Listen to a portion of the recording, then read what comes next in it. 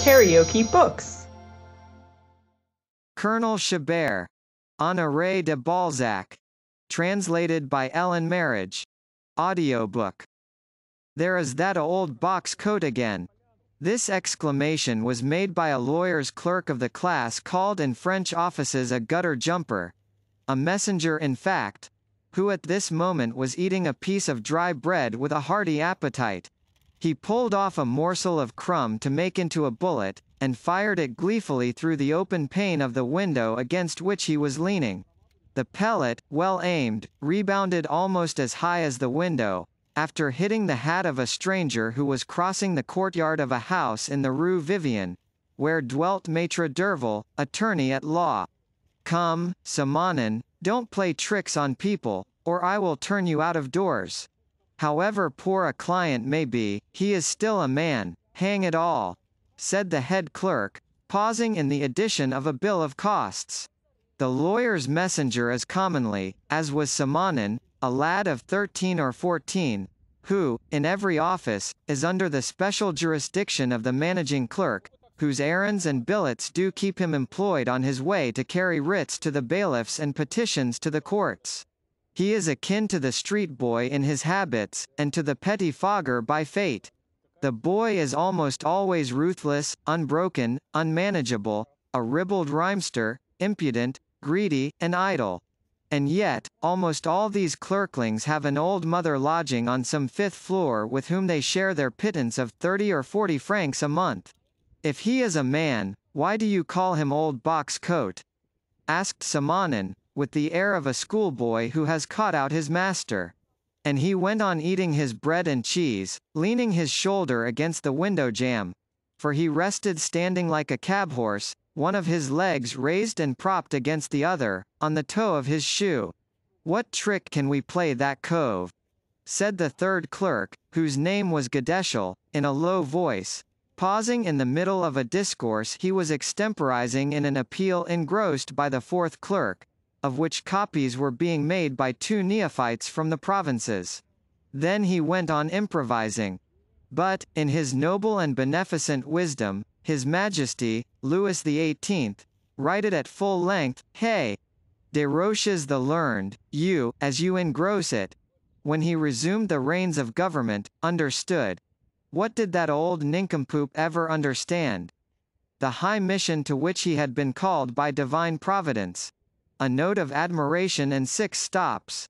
They are pious enough at the courts to let us put 6, and his first thought, as is proved by the date of the order hereinafter designated, was to repair the misfortunes caused by the terrible and sad disasters of the revolutionary times, by restoring to his numerous and faithful adherents, numerous, is flattering, and ought to please the bench, all their unsold estates, whether within our realm, or in conquered or acquired territory, or in the endowments of public institutions, for we are, and proclaim ourselves competent to declare, that this is the spirit and meaning of the famous, truly loyal order given in." "Stop," said Gadeshel to the 3 copying clerks. "That rascally sentence brings me to the end of my page.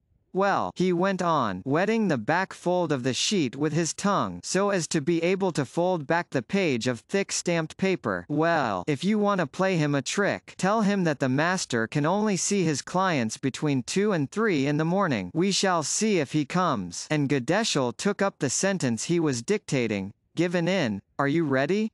"Yes," cried the 3 writers. It all went all together, the appeal, the gossip, and the conspiracy. "Given in. Here, Daddy Buchard, what is the date of the order? We must dot our I's and cross our T's, by jingo. It helps to fill the pages." "By jingo," repeated one of the copying clerks before Buchard, the head clerk, could reply. "What? Have you written by jingo?" cried Gadeshel, looking at one of the novices, with an expression at once stern and humorous. "Why, yes," said Desroches, the 4th clerk, leaning across his neighbor's copy, "he has written, 'We must dot our I's,' and spelt it by gingo." All the clerks shouted with laughter. "Why, Monsieur Huer, you take, by jingo, for a law term, and you say you come from Mortagne," exclaimed Simonin. Scratch it cleanly out, said the head clerk. If the judge, whose business it is to tax the bill, were to see such things, he would say you were laughing at the whole boiling. You would hear of it from the chief. Come, no more of this nonsense, Monsieur Hour. A Norman ought not to write out an appeal without thought. It is the shoulder arms of the law. Given in, asked Gadeschel. Tell me when, Boucard. June 1814, replied the head clerk, without looking up from his work. A knock at the office door interrupted the circumlocutions of the prolix document. 5 clerks with rows of hungry teeth, bright, mocking eyes, and curly heads, lifted their noses towards the door, after crying all together in a singing tone, "Come in." Boucard kept his face buried in a pile of papers, brutils, odds and ends, in French law jargon, and went on drawing out the bill of costs on which he was busy. The office was a large room furnished with the traditional stool which is to be seen in all these dens of law quibbling. The stovepipe crossed the room diagonally to the chimney of a bricked-up fireplace. On the marble chimney-piece were several chunks of bread, triangles of brie cheese, pork cutlets, glasses, bottles, and the head clerk's cup of chocolate. The smell of these dainties blended so completely with that of the immoderately overheated stove and the odor peculiar to offices and old papers, that the trail of a fox would not have been perceptible. The floor was covered with mud and snow, brought in by the clerks. Near the window stood the desk with a revolving lid, where the head clerk worked, and against the back of it was the second clerk's table. The second clerk was at this moment in court. It was between 8 and 9 in the morning. The only decoration of the office consisted in huge yellow posters, announcing seizures of real estate, sales, settlements under trust, final or interim judgments, all the glory of a lawyer's office. Behind the head clerk was an enormous room, of which each division was crammed with bundles of papers with an infinite number of tickets hanging from them at the ends of red tape, which give a peculiar physiognomy to law papers. The lower rows were filled with cardboard boxes, yellow with use, on which might be read the names of the more important clients whose cases were juicily stewing at this present time. The dirty window panes admitted but little daylight. Indeed, there are very few offices in Paris where it is possible to write without lamplight before 10 in the morning in the month of February, for they are all left to very natural neglect. Everyone comes and no one stays. No one has any personal interest in a scene of mere routine. Neither the attorney, nor the counsel, nor the clerks, trouble themselves about the appearance of a place which, to the youths, is a schoolroom. To the clients, a passage. To the chief, a laboratory. The greasy furniture is handed down to successive owners with such scrupulous care, that in some offices may still be seen boxes of remainders, machines for twisting parchment gut, and bags left by the prosecuting parties of the Châtelet, abbreviated to Schley, a court which, under the old order of things, represented the present court of first instance, or county court. So in this dark office, thick with dust, there was, as in all its fellows, something repulsive to the clients, something which made it one of the most hideous monstrosities of Paris. Nay, were it not for the mouldy sacristies where prayers are weighed out and paid for like groceries, and for the old clothes shops, where flutter the rags that blight all the illusions of life by showing us the last end of all our festivities, an attorney's office would be, of all social marts, the most loathsome. But we might say the same of the gambling hell, of the law court, of the lottery office, of the brothel. But why?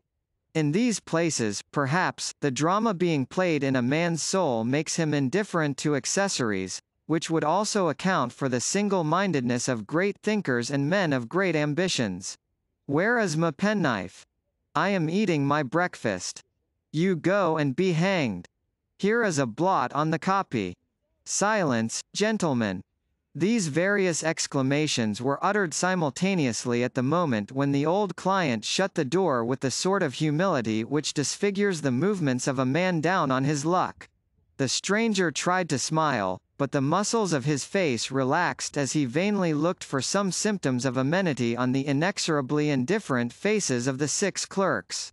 Accustomed, no doubt, to gauge men, he very politely addressed the gutter jumper, hoping to get a civil answer from this boy of all work. "Monsieur, is your master at home?" The pert messenger made no reply, but patted his ear with the fingers of his left hand, as much as to say, "I am deaf." "What do you want, sir?" asked Gadeschel, swallowing as he spoke a mouthful of bread big enough to charge a 4-pounder, flourishing his knife and crossing his legs, throwing up one foot in the air to the level of his eyes. "This is the 5th time I have called," replied the victim. "I wish to speak to M. Derville." "On business?" "Yes, but I can explain it to no one but M. Derville is in bed. If you wish to consult him on some difficulty, he does no serious work till midnight. But if you will lay the case before us, we could help you just as well as he can too." The stranger was unmoved. He looked timidly about him, like a dog who has got into a strange kitchen and expects a kick. By grace of their profession, lawyers' clerks have no fear of thieves. They did not suspect the owner of the box coat, and left him to study the place, where he looked in vain for a chair to sit on, for he was evidently tired. Attorneys, on principle, do not have many chairs in their offices. The inferior client, being kept waiting on his feet, goes away grumbling, but then he does not waste time, which, as an old lawyer once said, is not allowed for when the bill is taxed. "Monsieur," said the old man, "as I have already told you, I cannot explain my business to any one but M. Derville. I will wait till he is up." Boucard had finished his bill. He smelt the fragrance of his chocolate, rose from his cane armchair, went to the chimney-piece, looked the old man from head to foot, stared at his coat, and made an indescribable grimace. He probably reflected that whichever way his client might be wrung, it would be impossible to squeeze out a centime, so he put in a few brief words to rid the office of a bad customer. "It is the truth, monsieur. The chief only works at night. If your business is important, I recommend you to return at 1 in the morning." The stranger looked at the head clerk with a bewildered expression, and remained motionless for a moment. The clerks, accustomed to every change of countenance, and the odd whimsicalities to which indecision or absence of mind gives rise in parties, went on eating, making as much noise with their jaws as horses over a manger, and paying no further heed to the old man. "I will come again tonight," said the stranger at length, with the tenacious desire, peculiar to the unfortunate, to catch humanity at fault. The only irony allowed to poverty is to drive justice and benevolence to unjust denials. When a poor wretch has convicted society of falsehood, he throws himself more eagerly on the mercy of God. "What do you think of that for a cracked pot?" said Simonin, without waiting till the old man had shut the door. "He looks as if he had been buried and dug up again," said a clerk. "He is some colonel who wants his arrears of pay," said the head clerk. "No, he is a retired concierge," said Gadeschel. "I bet you he is a nobleman," cried Boucard. "I bet you he has been a porter," retorted Gadeschel. "Only porters are gifted by nature with shabby box coats, as worn and greasy and frayed as that old body's. And did you see his trodden-down boots that let the water in, and his stock which serves for a shirt? He has slept in a dry arch. He may be of noble birth, and yet have pulled the door-latch," cried Desroches. "It has been known." "No," Boucard insisted, in the midst of laughter, "I maintain that he was a brewer in 1789, and a colonel in the time of the Republic. I bet theatre tickets round that he never was a soldier," said Gadeschel. "Done with you," answered Boucard. "Monsieur! Monsieur!" shouted the little messenger, opening the window. "What are you at now, Simonin?" asked Boucard. "I am calling him that you may ask him whether he is a colonel or a porter. He must know." All the clerks laughed. As to the old man, he was already coming upstairs again. "What can we say to him?" cried Gadeschel. "Leave it to me," replied Boucard. The poor man came in nervously, his eyes cast down, perhaps not to betray how hungry he was by looking too greedily at the eatables. "Monsieur," said Boucard, "will you have the kindness to leave your name, so that M. Derville may know?" "Chabert. The colonel who was killed at Eylau," asked Honoré, who, having so far said nothing, was jealous of adding a jest to all the others. "The same, monsieur," replied the good man, with antique simplicity. And he went away. Phew! Dun Brown. Poof! Oh! Ah! Boom! The old rogue! Ting-a-ring-ting! Sold again! "Monsieur Desroches, you are going to the play without paying," said Honoré to the fourth clerk, giving him a slap on the shoulder that might have killed a rhinoceros. There was a storm of catcalls, cries, and exclamations, which all the onomatopoeia of the language would fail to represent. "Which theatre shall we go to?" "To the opera," cried the head clerk. "In the first place," said Gadeschel, "I never mentioned which theatre. I might, if I chose, take you to see Madame Saki." "Madame Saki is not the play." "What is a play?" replied Gadeschel. "First, we must define the point of fact. What did I bet, gentlemen? A play. What is a play? A spectacle. What is a spectacle? Something to be seen. But on that principle you would pay your bet by taking us to see the water run under the Pont Neuf," cried Simonin, interrupting him. "To be seen for money," Gadeschel added. "But a great many things are to be seen for money that are not plays." "The definition is defective," said Desroches. "But do listen to me." "You are talking nonsense, my dear boy," said Boucard. "Is Courteous a play?" said Gadeschel. "No," said the head clerk, "it is a collection of figures, but it is a spectacle." "I bet you 100 francs to a sou," Gadeschel resumed, "that Courteous Waxworks forms such a show as might be called a play or theatre. It contains a thing to be seen at various prices, according to the place you choose to occupy." "And so on, and so forth," said Simonin. "You mind I don't box your ears," said Gadeschel. The clerk shrugged their shoulders. "Besides, it is not proved that that old ape was not making game of us," he said, dropping his argument, which was drowned in the laughter of the other clerks. "On my honor, Colonel Chabert is really and truly dead. His wife is married again to Comte Ferraud, Councillor of State. Madame Ferraud is one of our clients." "Come, the case is remanded till tomorrow," said Boucard. "To work, gentlemen. The deuce is in it, we get nothing done here. Finish copying that appeal. It must be handed in before the sitting of the Fourth Chamber. Judgment is to be given today. Come, on you go." If he really were Colonel Chabert, would not that impudent rascal Simonin have felt the leather of his boot in the right place when he pretended to be deaf? Said Desroches, regarding this remark as more conclusive than Gadeschel's. "Since nothing is settled," said Boucard, "let us all agree to go to the upper boxes of the Français and see Talma in Nero. Simonin may go to the pit." And thereupon the head clerk sat down at his table, and the others followed his example. "Given in June 1814, in words," said Gadeschel. "Ready?" "Yes," replied the two copying clerks and the engrosser, whose pens forthwith began to creak over the stamped paper, making as much noise in the office as 100 cockchafers imprisoned by schoolboys in paper cages.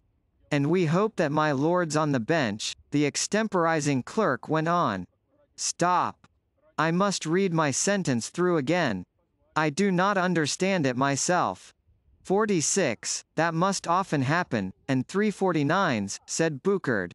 "We hope," Gadeschel began again, after reading all through the document, "that my lords on the bench will not be less magnanimous than the august author of the decree, and that they will do justice against the miserable claims of the acting committee of the chief board of the Legion of Honor by interpreting the law in the wide sense we have here set forth." "Monsieur Gadeschel, wouldn't you like a glass of water?" said the little messenger.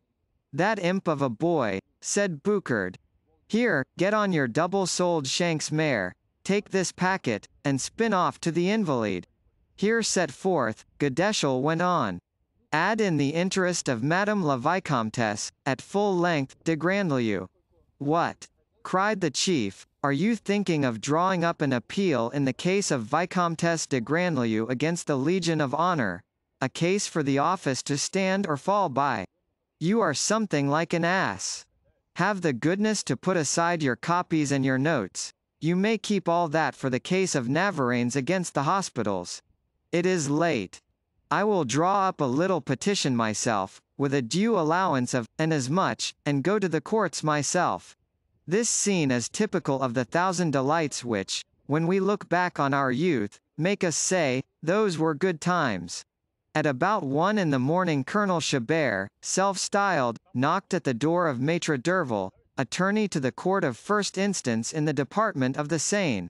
The porter told him that Monsieur Derville had not yet come in.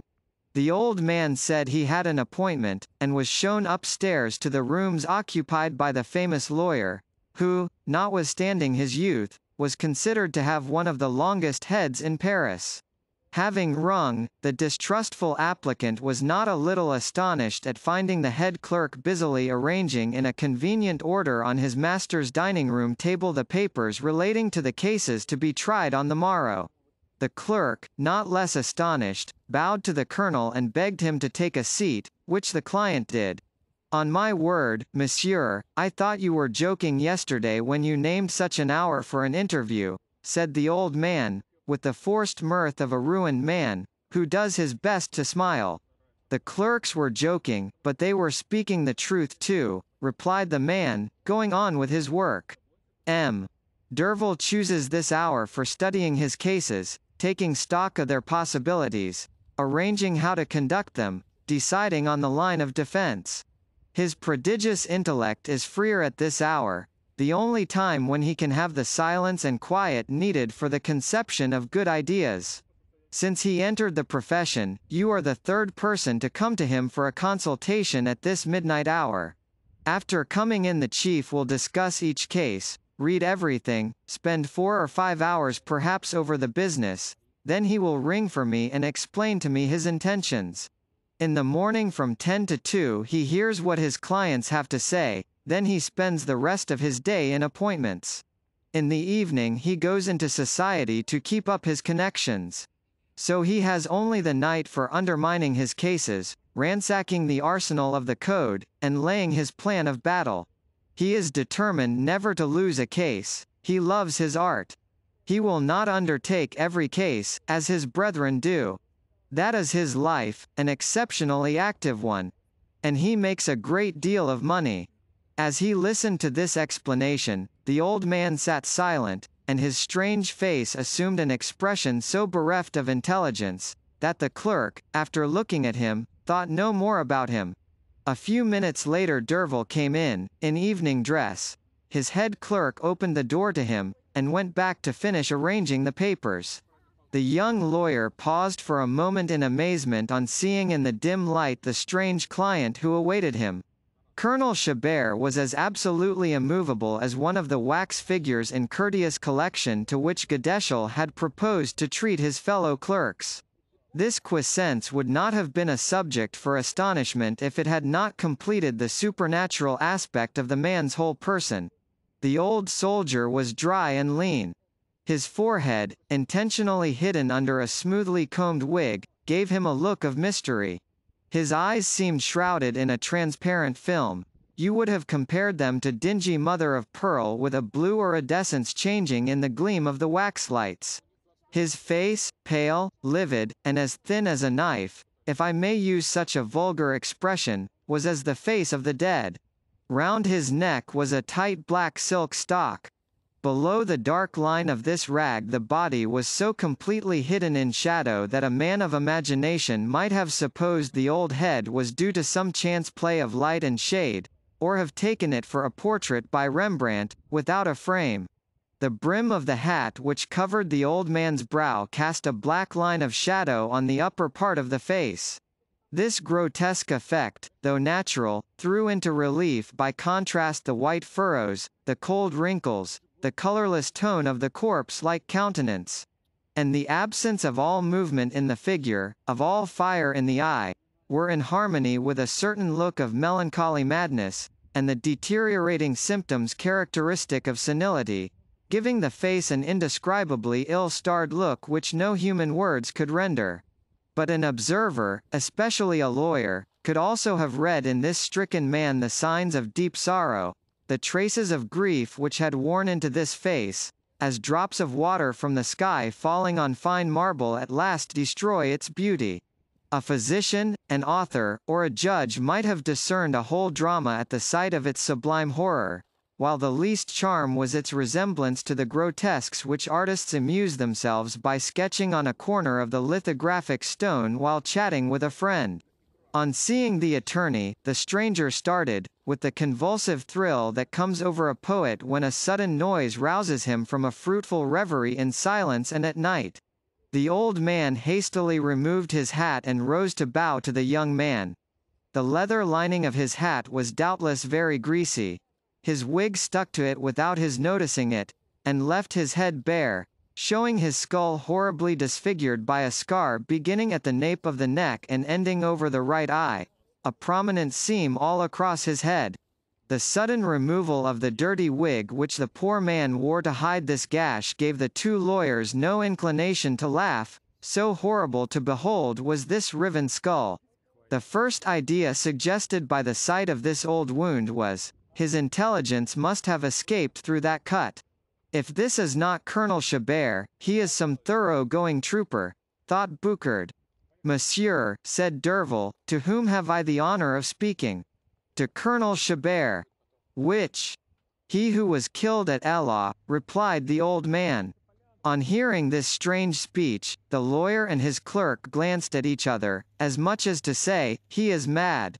Monsieur, the colonel went on, I wish to confide to you the secret of my position. Derville fit unsigny et Boucard, qui disparut. A thing worthy of note is the natural intrepidity of lawyers.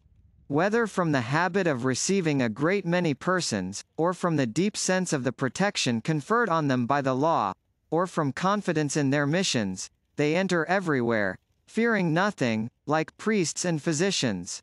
Derville signed to Boucard, who vanished. During the day, sir, said the attorney, I am not so miserly of my time, but at night every minute is precious. So be brief and concise. Go to the facts without digression. I will ask for any explanations I may consider necessary. Speak. Having bid his strange client to be seated, the young man sat down at the table, but while he gave his attention to the deceased colonel, he turned over the bundles of papers. You know, perhaps, said the dead man, that I commanded a cavalry regiment at Eylau.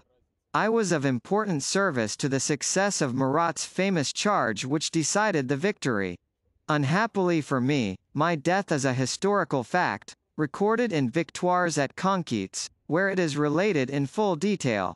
We cut through the 3 Russian lines, which at once closed up and formed again, so that we had to repeat the movement back again. At the moment when we were nearing the Emperor, after having scattered the Russians, I came against a squadron of the enemy's cavalry. I rushed at the obstinate brutes. 2 Russian officers, perfect giants, attacked me both at once. One of them gave me a cut across the head that crashed through everything, even a black silk cap I wore next my head, and cut deep into the skull. I fell from my horse. Murat came up to support me.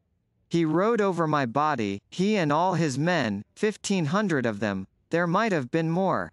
My death was announced to the emperor, who as a precaution, for he was fond of me, was the master, wished to know if there were no hope of saving the man he had to thank for such a vigorous attack. He sent 2 surgeons to identify me and bring me into hospital, saying, perhaps too carelessly, for he was very busy, go and see whether by any chance poor Chabert is still alive. These rascally sawbones, who had just seen me lying under the hoofs of the horses of 2 regiments, no doubt did not trouble themselves to feel my pulse, and reported that I was quite dead. The certificate of death was probably made out in accordance with the rules of military jurisprudence. As he heard his visitor express himself with complete lucidity, and relate a story so probable though so strange, the young lawyer ceased fingering the papers, rested his left elbow on the table, and with his head on his hand looked steadily at the colonel. "Do you know, monsieur, that I am lawyer to the Countess Ferro?" he said, interrupting the speaker, "Colonel Chabert's widow?"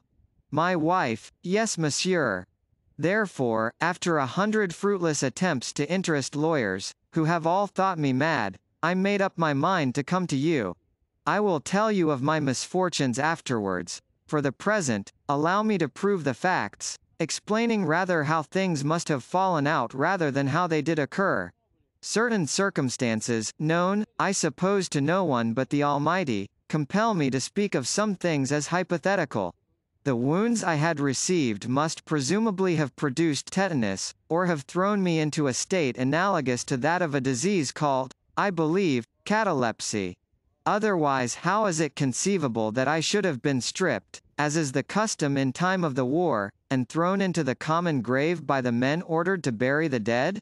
Allow me here to refer to a detail of which I could know nothing till after the event, which, after all, I must speak of as my death. At Stuttgart, in 1814, I met an old quartermaster of my regiment. This dear fellow, the only man who chose to recognize me, and of whom I will tell you more later, explained the marvel of my preservation, by telling me that my horse was shot in the flank at the moment when I was wounded. Man and beast went down together, like a monk cut out of card paper. As I fell, to the right or to the left, I was no doubt covered by the body of my horse, which protected me from being trampled to death or hit by a ball. When I came to myself, monsieur, I was in a position and an atmosphere of which I could give you no idea if I talked till tomorrow. The little air there was to breathe was foul. I wanted to move, and found no room. I opened my eyes, and saw nothing. The most alarming circumstance was the lack of air, and this enlightened me as to my situation. I understood that no fresh air could penetrate to me, and that I must die. This thought took off the sense of intolerable pain which had aroused me. There was a violent singing in my ears. I heard, or I thought I heard, I will assert nothing, groans from the world of dead among whom I was lying. Some nights I still think I hear those stifled moans, though the remembrance of that time is very obscure, and my memory very indistinct, in spite of my impressions of far more acute suffering I was fated to go through, and which have confused my ideas. But there was something more awful than cries. There was a silence such as I have never known elsewhere, literally, the silence of the grave. At last, by raising my hands and feeling the dead, I discerned a vacant space between my head and the human carrion above. I could thus measure the space, granted by a chance of which I knew not the cause. It would seem that, thanks to the carelessness and the haste with which we had been pitched into the trench, two dead bodies had leaned across and against each other, forming an angle like that made by two cards when a child is building a card castle. Feeling about me at once, for there was no time for play, I happily felt an arm lying detached, the arm of a Hercules. A stout bone, to which I owed my rescue. But for this unhoped for help, I must have perished. But with a fury you may imagine, I began to work my way through the bodies which separated me from the layer of earth which had no doubt been thrown over us. I say us, as if there had been others living. I worked with a will, monsieur, for here I am. But to this day I do not know how I succeeded in getting through the pile of flesh which formed a barrier between me and life. You will say I had 3 arms.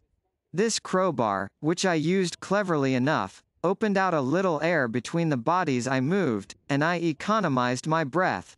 At last I saw daylight, but through snow. At that moment I perceived that my head was cut open. Happily my blood, or that of my comrades, or perhaps the torn skin of my horse, who knows, had in coagulating formed a sort of natural plaster. But, in spite of it, I fainted away when my head came into contact with the snow. However, the little warmth left in me melted the snow about me, and when I recovered consciousness, I found myself in the middle of a round hole, where I stood shouting as long as I could.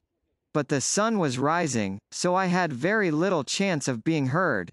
Was there any one in the fields yet? I pulled myself up, using my feet as a spring, resting on one of the dead, whose ribs were firm. You may suppose that this was not the moment for saying, "Respect courage in misfortune." In short, monsieur, after enduring the anguish, if the word is strong enough for my frenzy, of seeing for a long time, yes, quite a long time, those cursed Germans flying from a voice they heard where they could see no one, I was dug out by a woman, who was brave or curious enough to come close to my head, which must have looked as though it had sprouted from the ground like a mushroom. This woman went to fetch her husband, and between them they got me to their poor hovel. It would seem that I must have again fallen into a catalepsy.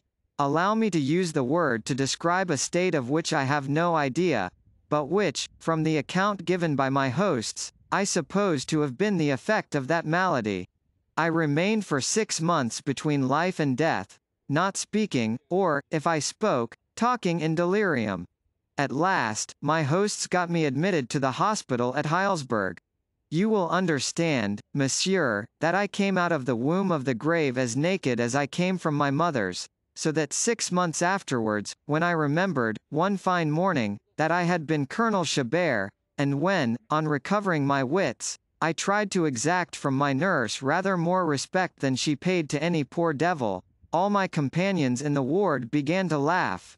Luckily for me, the surgeon, out of professional pride, had answered for my cure, and was naturally interested in his patient. When I told him coherently about my former life, this good man, named Sparchman, signed a deposition, drawn up in the legal form of his country, giving an account of the miraculous way in which I had escaped from the trench dug for the dead, the day and hour when I had been found by my benefactress and her husband, the nature and exact spot of my injuries, adding to these documents a description of my person.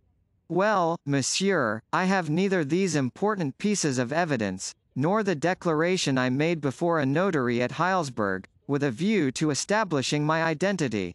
From the day when I was turned out of that town by the events of the war, I have wandered about like a vagabond, begging my bread, treated as a madman when I have told my story, without ever having found or earned a sou to enable me to recover the deeds which would prove my statements, and restore me to society. My sufferings have often kept me for 6 months at a time in some little town, where every care was taken of the invalid Frenchman, but where he was laughed at to his face as soon as he said he was Colonel Chabert. For a long time that laughter, those doubts, used to put me into rages which did me harm, and which even led to my being locked up at Stuttgart as a madman. And indeed, as you may judge from my story, there was ample reason for shutting a man up. At the end of 2 years' detention, which I was compelled to submit to, after hearing my keepers say 1,000 times, "Here is a poor man who thinks he is Colonel Chabert," to people who would reply, "Poor fellow," I became convinced of the impossibility of my own adventure. I grew melancholy, resigned, and quiet, and gave up calling myself Colonel Chabert, in order to get out of my prison, and see France once more. Oh, monsieur! To see Paris again was a delirium which Without finishing his sentence, Colonel Chabert fell into a deep study, which Derville respected. One fine day, his visitor resumed, one spring day, they gave me the key of the fields, as we say, and 10 thalers, admitting that I talked quite sensibly on all subjects, and no longer called myself Colonel Chabert.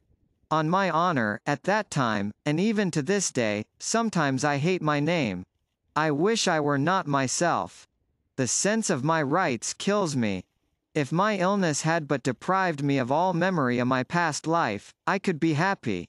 I should have entered the service again under any name, no matter what, and should, perhaps, have been made field marshal in Austria or Russia. Who knows? Monsieur, said the attorney, you have upset all my ideas. I feel as if I heard you in a dream. Pause for a moment, I beg of you. You are the only person, said the colonel, with a melancholy look, who ever listened to me so patiently. No lawyer has been willing to lend me 10 Napoleons to enable me to procure from Germany the necessary documents to begin my lawsuit. What lawsuit? Said the attorney, who had forgotten his client's painful position in listening to the narrative of his past sufferings. Why, monsieur, is not the Comtesse Ferraud my wife? She has 30,000 francs a year, which belong to me, and she will not give me a son. When I tell lawyers these things, men of sense, when I propose, I, a beggar, to bring action against a count and countess, when I, a dead man, bring up as against a certificate of death a certificate of marriage and registers of births, they show me out, either with the air of cold politeness, which you all know how to assume to rid yourself of a hapless wretch, or brutally, like men who think they have to deal with a swindler or a madman. It depends on their nature. I have been buried under the dead, but now I am buried under the living, under papers, under facts, under the whole of society, which wants to shove me underground again. Pray resume your narrative, said Derville.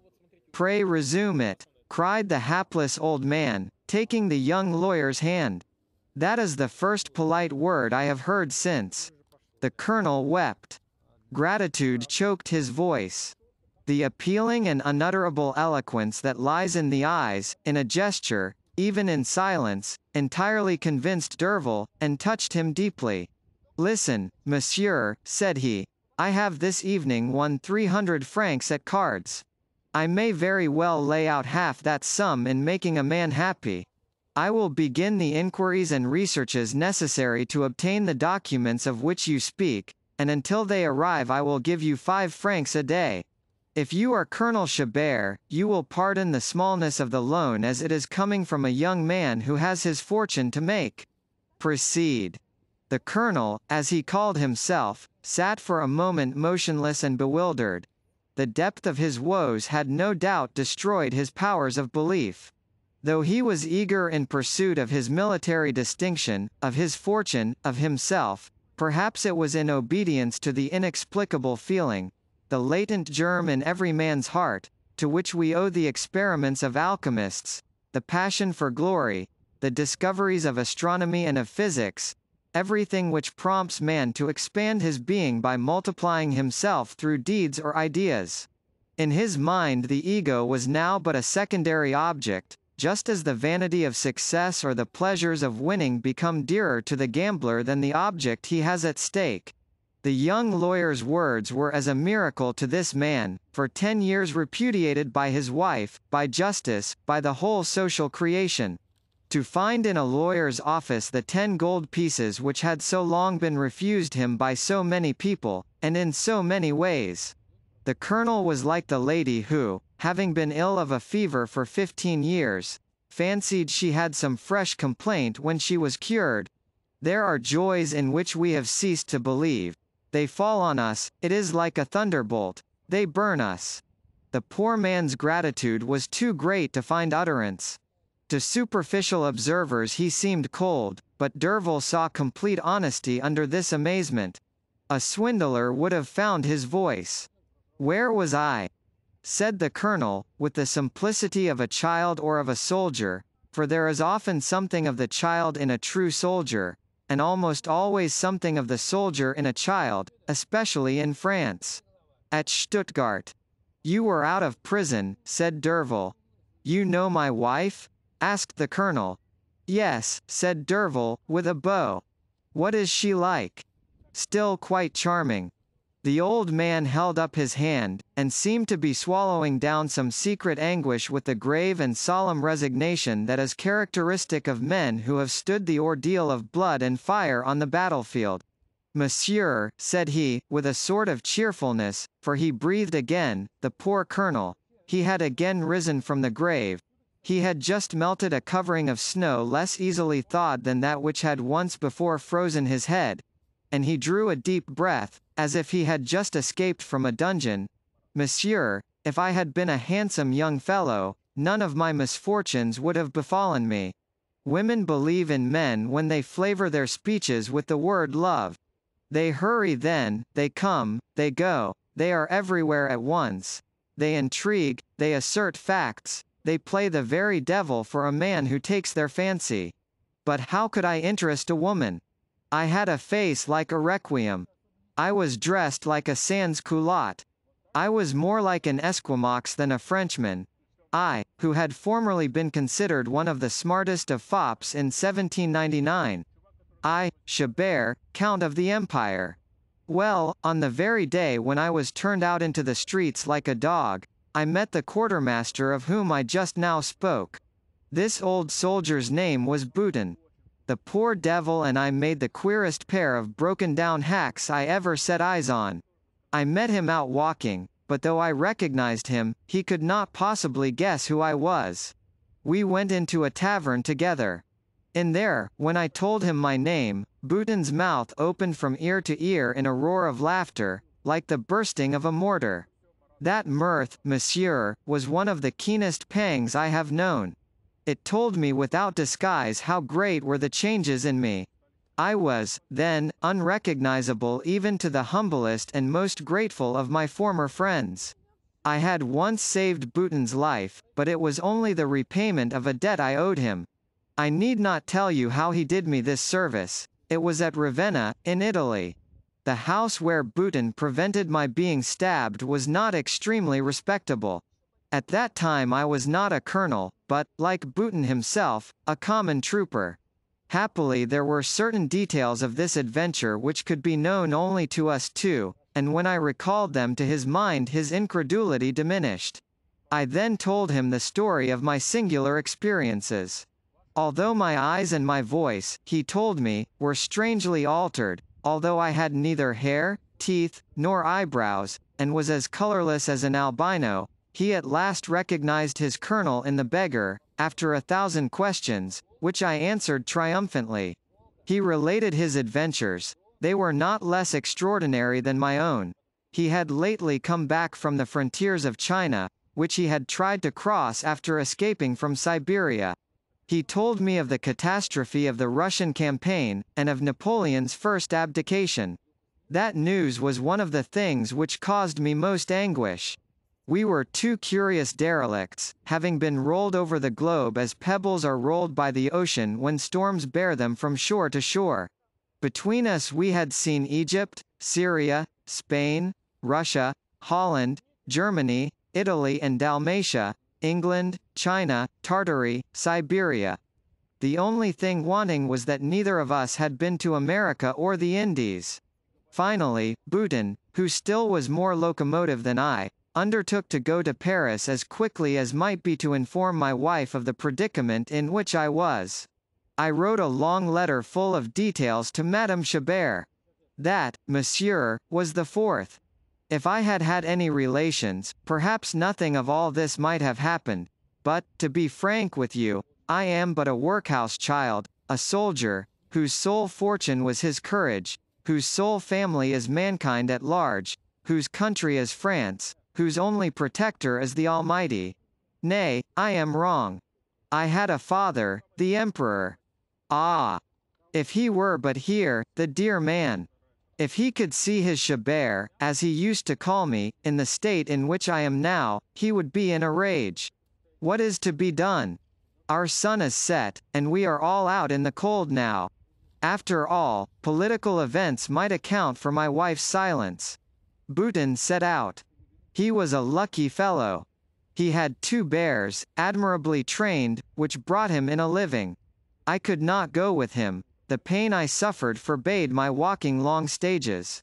I wept, monsieur, when we parted, after I had gone as far as my state allowed in company with him and his bears. At Karlsruhe I had an attack of neuralgia in the head, and lay for 6 weeks on straw in an inn. I should never have ended if I were to tell you all the distresses of my life as a beggar. Moral suffering, before which physical suffering pales, nevertheless excites less pity, because it is not seen. I remember shedding tears, as I stood in front of a fine house in Strasbourg where once I had given an entertainment, and where nothing was given me, not even a piece of bread.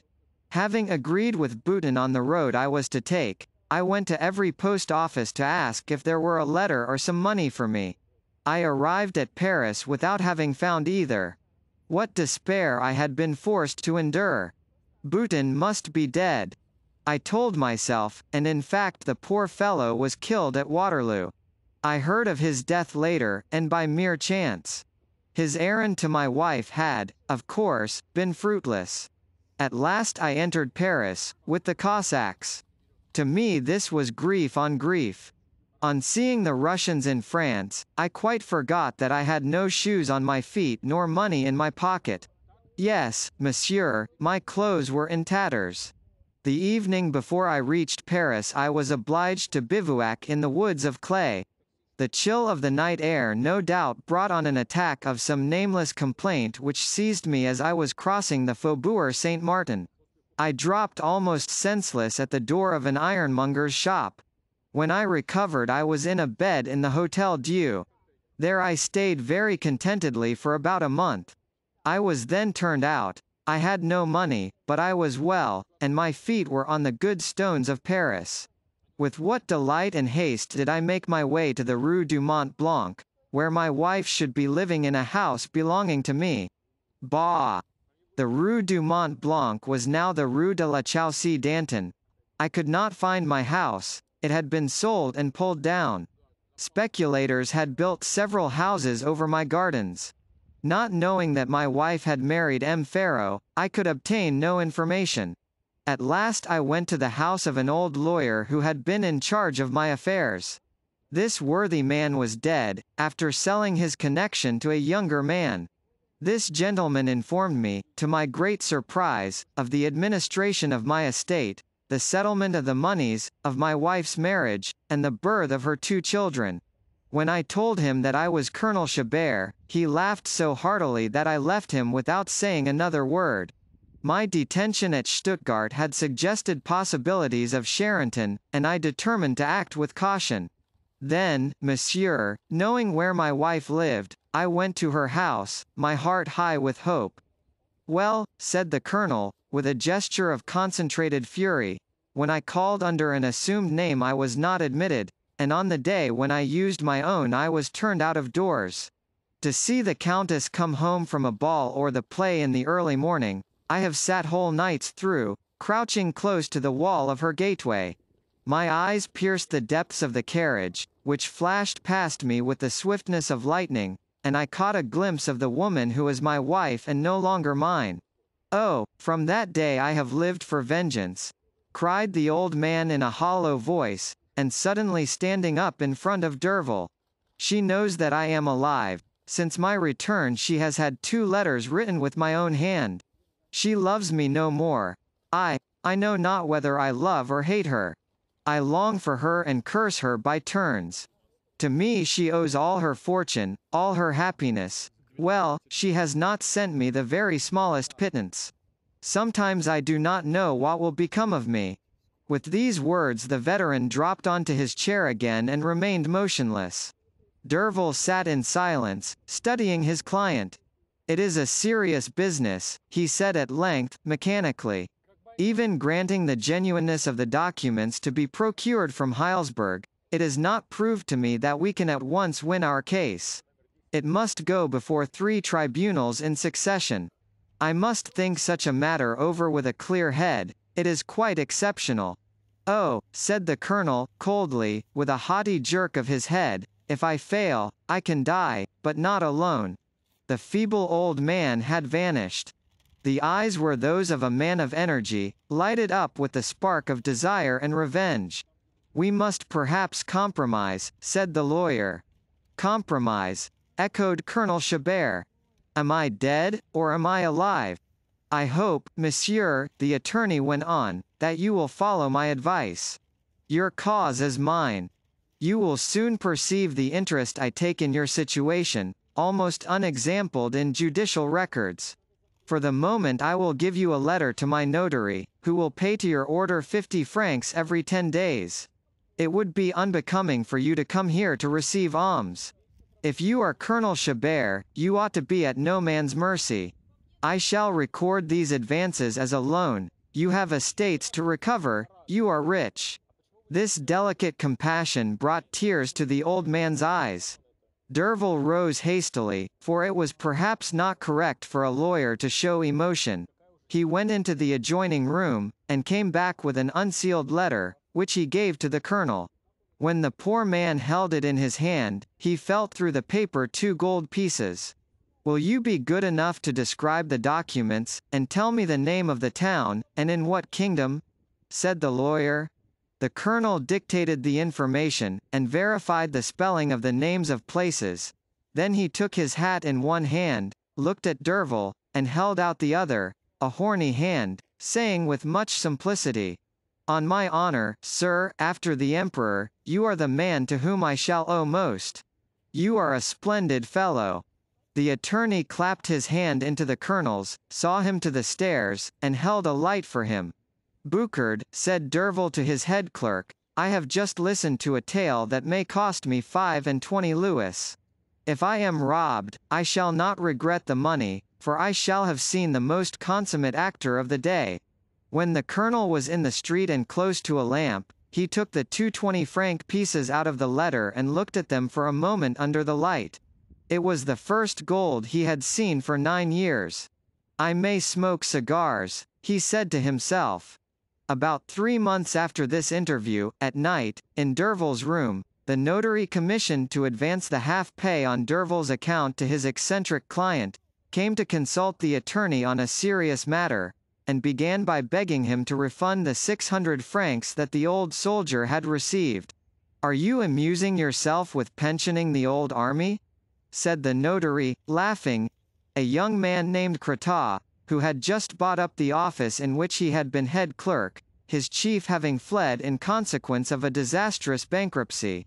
"I have to thank you, my dear sir, for reminding me of that affair," replied Derville.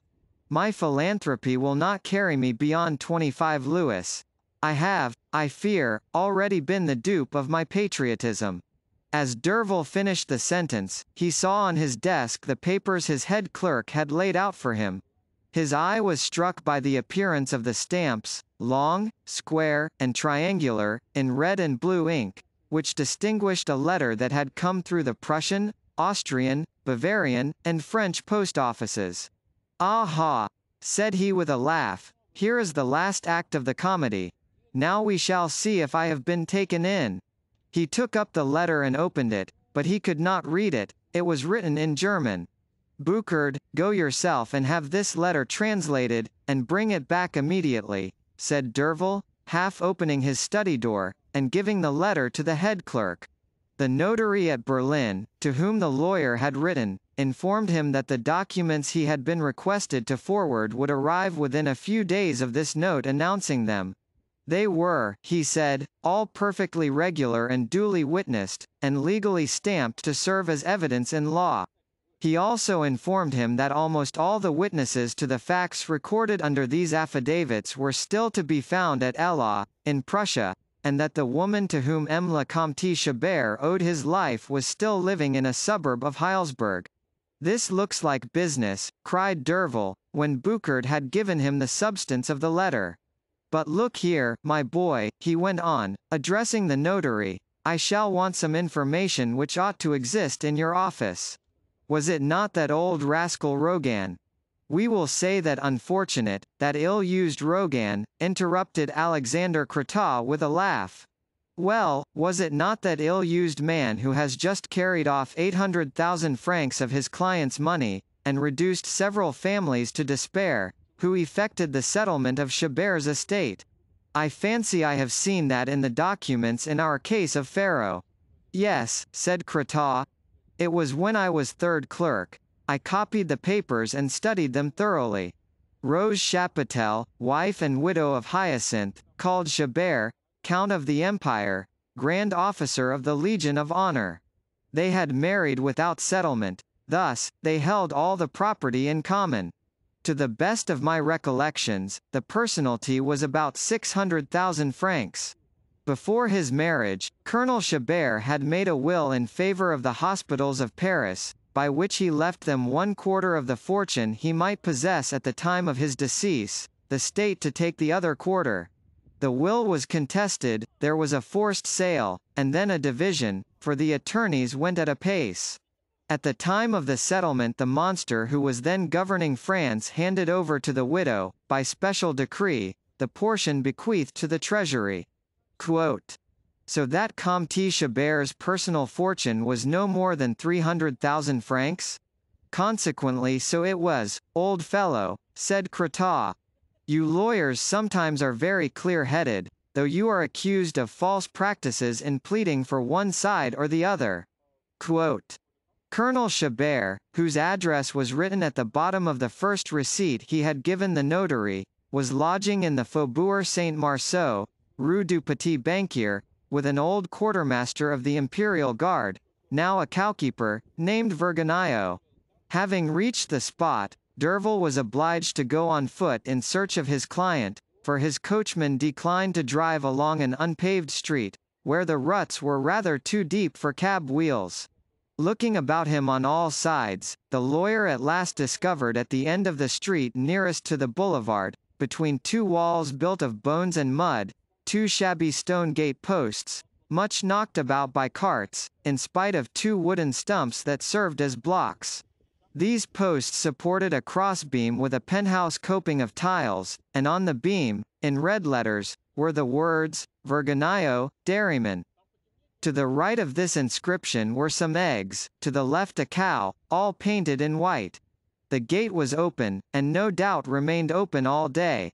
Beyond a good-sized yard there was a house facing the gate, if indeed the name of house may be applied to one of the hovels built in the neighborhood of Paris, which are like nothing else, not even the most wretched dwellings in the country, of which they have all the poverty without their poetry. Indeed, in the midst of the fields, even a hovel may have a certain grace derived from the pure air, the verdure, the open country, a hill, a serpentine road, vineyards, quickset hedges, moss-grown thatch and rural implements. But poverty in Paris gains dignity only by horror. Though recently built, this house seemed ready to fall into ruins. None of its materials had found a legitimate use.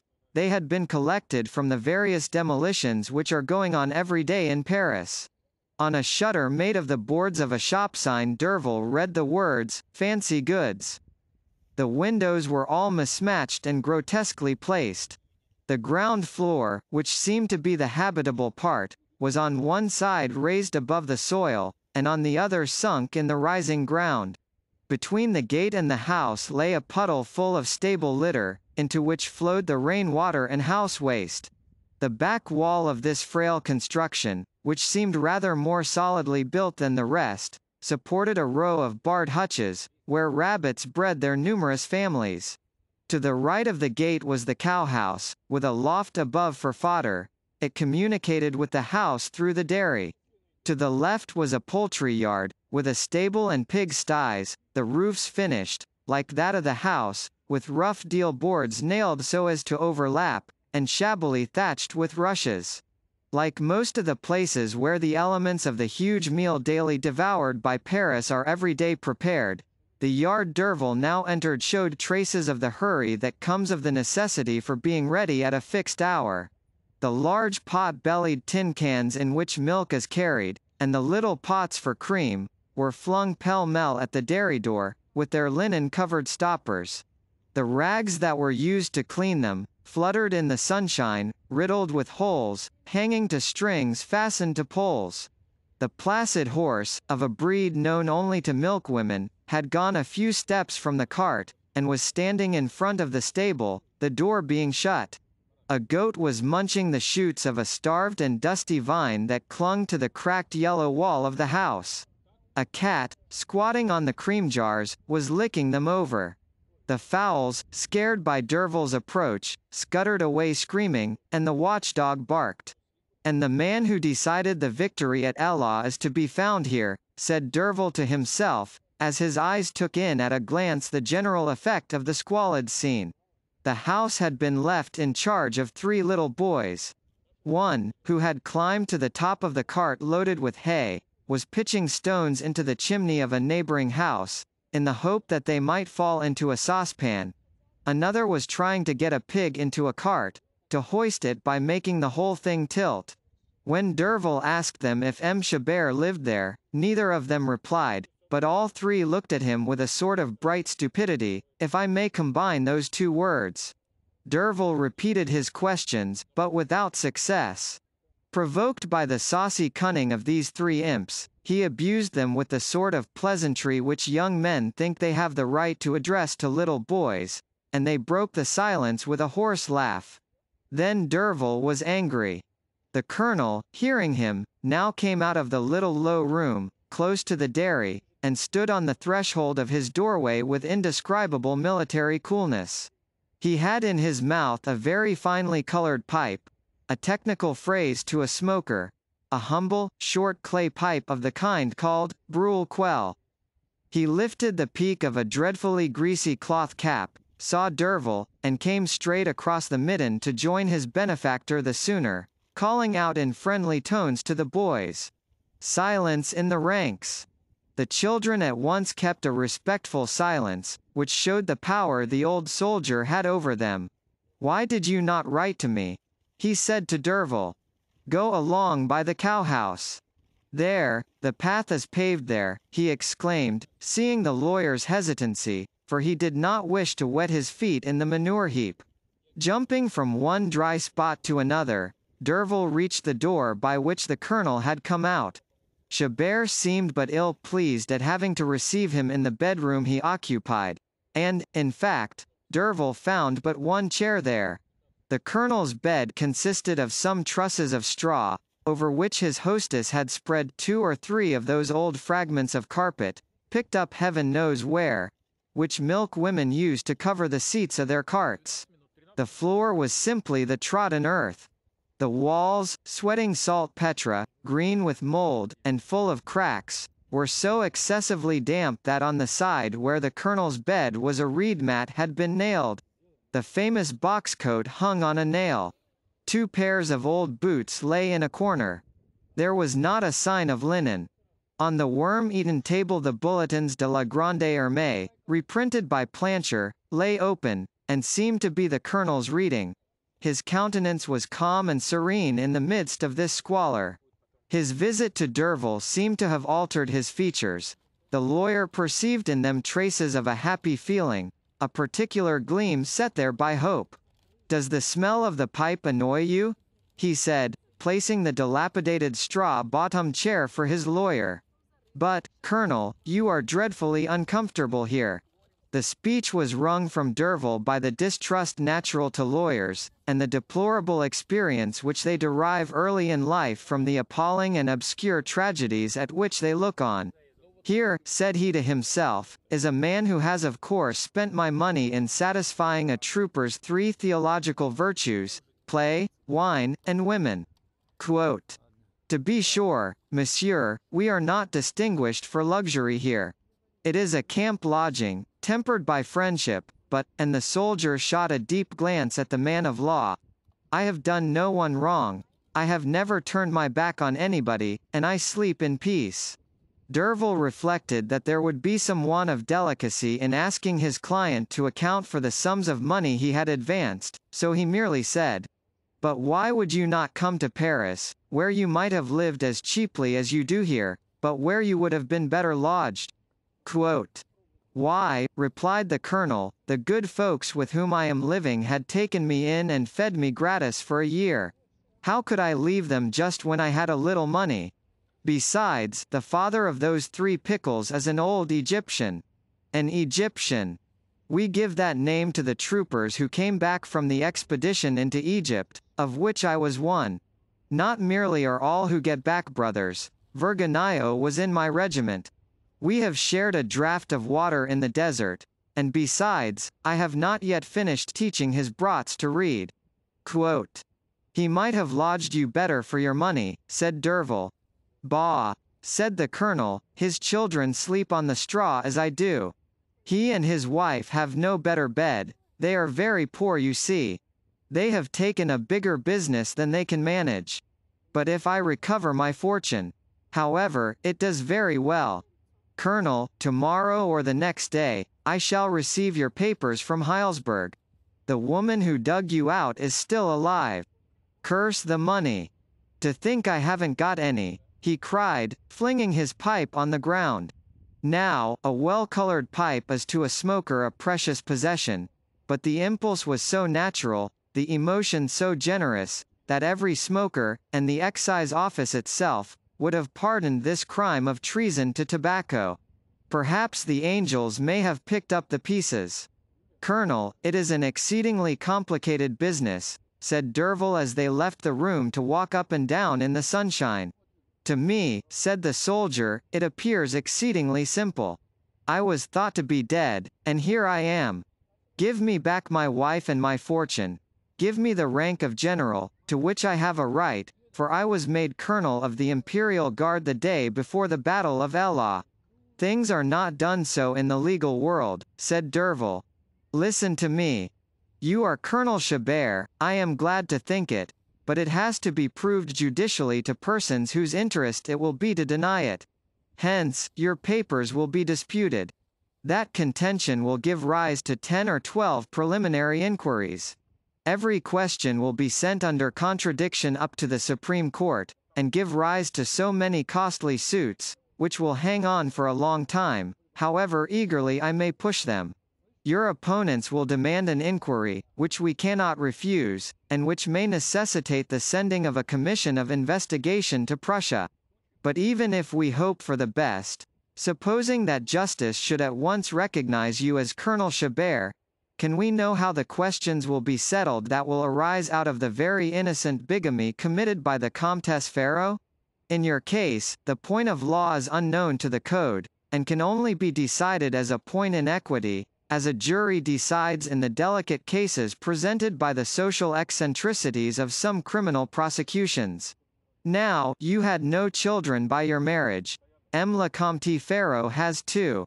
The judges might pronounce against the marriage where the family ties are weakest, to the confirmation of that where they are stronger, since it was contracted in perfect good faith.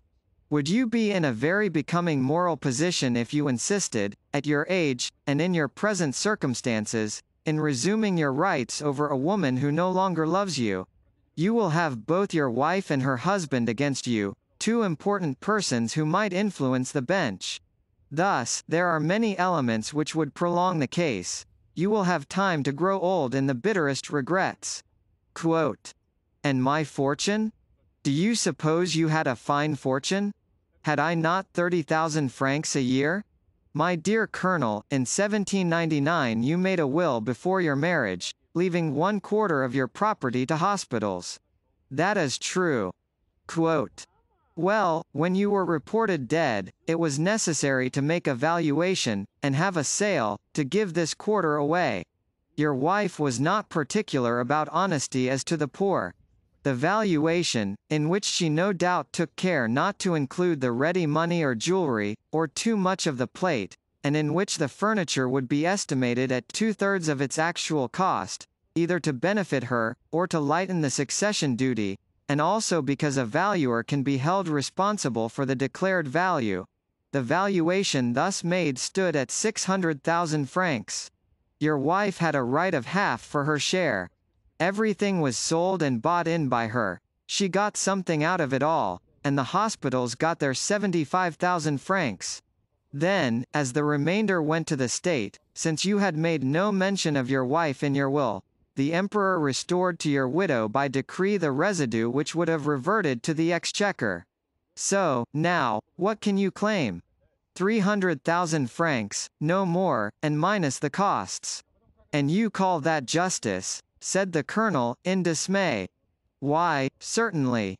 A pretty kind of justice. So it is, my dear colonel.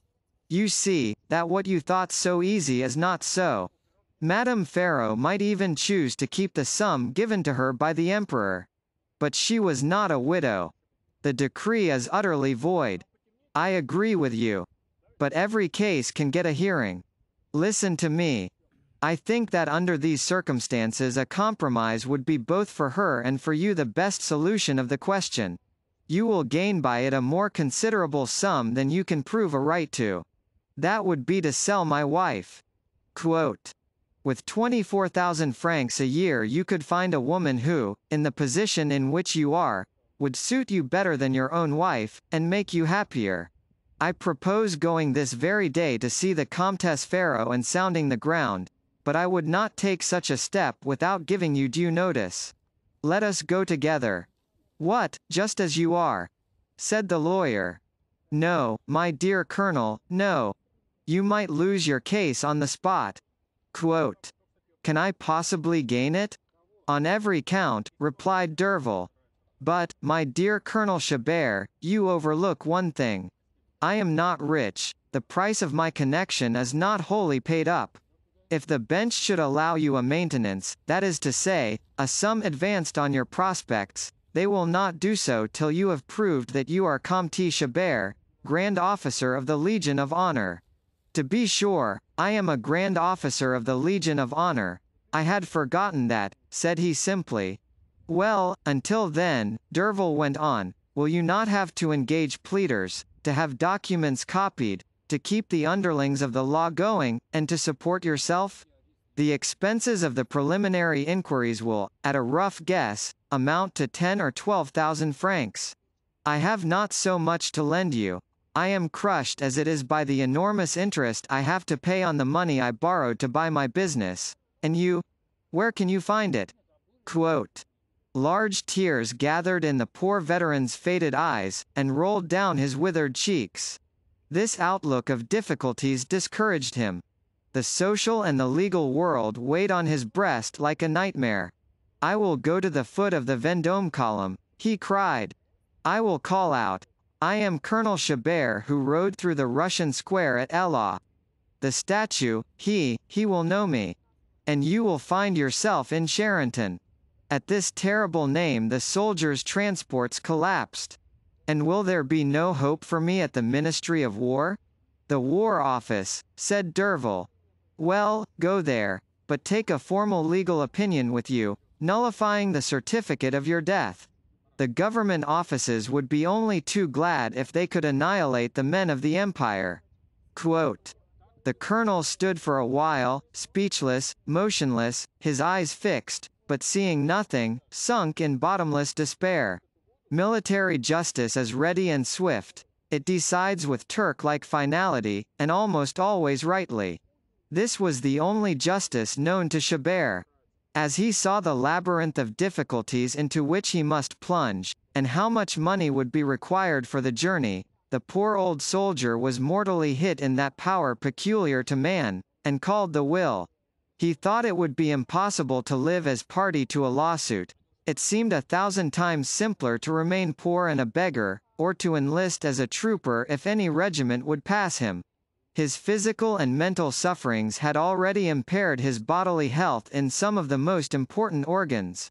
He was on the verge of one of those maladies for which medicine has no name, and of which the seat is in some degree variable, like the nervous system itself, the part most frequently attacked of the whole human machine, a malady which may be designated as the heart sickness of the unfortunate.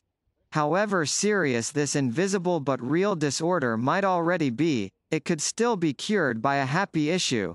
But a fresh obstacle, an unexpected incident, would be enough to wreck this vigorous constitution, to break the weakened springs, and produce the hesitancy, the aimless, unfinished movements, which physiologists know well in men undermined by grief. Derville, detecting in his client the symptoms of extreme dejection, said to him, Take courage, the end of the business cannot fail to be in your favor. Only, consider whether you can give me your whole confidence and blindly accept the result I may think best for your interests. Quote. Do what you will, said Chabert. Yes, but you surrender yourself to me like a man marching to his death. Must I not be left to live without a position, without a name? Is that endurable? That is not my view of it, said the lawyer. We will try a friendly suit, to annul both your death certificate and your marriage, so as to put you in possession of your rights. You may even, by Comte Ferraud's intervention, have your name replaced on the army list as general, and no doubt you will get a pension. Quote. Well, proceed then, said Chabert. I put myself entirely in your hands. I will send you a power of attorney to sign, said Derville. Goodbye. Keep up your courage. If you want money, rely on me. Quote. Chabert warmly wrung the lawyer's hand, and remained standing with his back against the wall, not having the energy to follow him excepting with his eyes. Like all men who know but little of legal matters, he was frightened by this unforeseen struggle. During their interview, several times, the figure of a man posted in the street had come forward from behind one of the gate pillars, watching for Derville to depart, and he now accosted the lawyer. He was an old man, wearing a blue waistcoat and a white pleated kilt, like a brewer's. On his head was an otter skin cap. His face was tanned, hollow-cheeked, and wrinkled, but ruddy on the cheekbones by hard work and exposure to the open air. Asking your pardon, sir, said he, taking Derville by the arm, if I take the liberty of speaking to you. But I fancied, from the look of you, that you were a friend of our general's. And what then? Replied Derville. What concern have you with him? But who are you? Said the cautious lawyer. I am Louis Verganayo, he replied at once. I have a few words to say to you. So you are the man who has lodged Comte Chabert as I have found him? Asking your pardon, sir, he has the best room. I would have given him mine if I had had but one. I could have slept in the stable. A man who has suffered as he has, who teaches my kids to read, a general, an Egyptian, the first lieutenant I ever served under. What do you think? Of us all, he is best served. I shared what I had with him. Unfortunately, it is not much to boast of, bread, milk, eggs. Well, well, it's neighbor's fare, sir. And he is heartily welcome, but he has hurt our feelings. He? Yes, sir, hurt our feelings. To be plain with you, I have taken a larger business than I can manage, and he saw it. Well, it worried him. He must needs mind the horse. I says to him, really, General, bah. Says he, I am not going to eat my head off doing nothing. I learned to rub a horse down many a year ago. I had some bills out for the purchase money of my dairy, a fellow named Grados. Do you know him, sir? Quote. But, my good man, I have not time to listen to your story. Only tell me how the colonel offended you. Quote. He hurt our feelings, sir, as sure as my name is Louis Verganayo, and my wife cried about it. He heard from our neighbors that we had not a sou to begin to meet the bills with. The old soldier, as he is, he saved up all you gave him, he watched for the bill to come in, and he paid it. Such a trick! While my wife and me, we knew he had no tobacco, poor old boy, and went without. Oh! Now, yes, he has his cigar every morning. I would sell my soul for it. No, we are hurt. Well, so I wanted to ask you, for he said you were a good sort, to lend us 100 crowns on the stock, so that we may get him some clothes, and furnish his room. He thought he was getting us out of debt, you see? Well, it's just the other way. The old man is running us into debt, and hurt our feelings. He ought not to have stolen a march on us like that.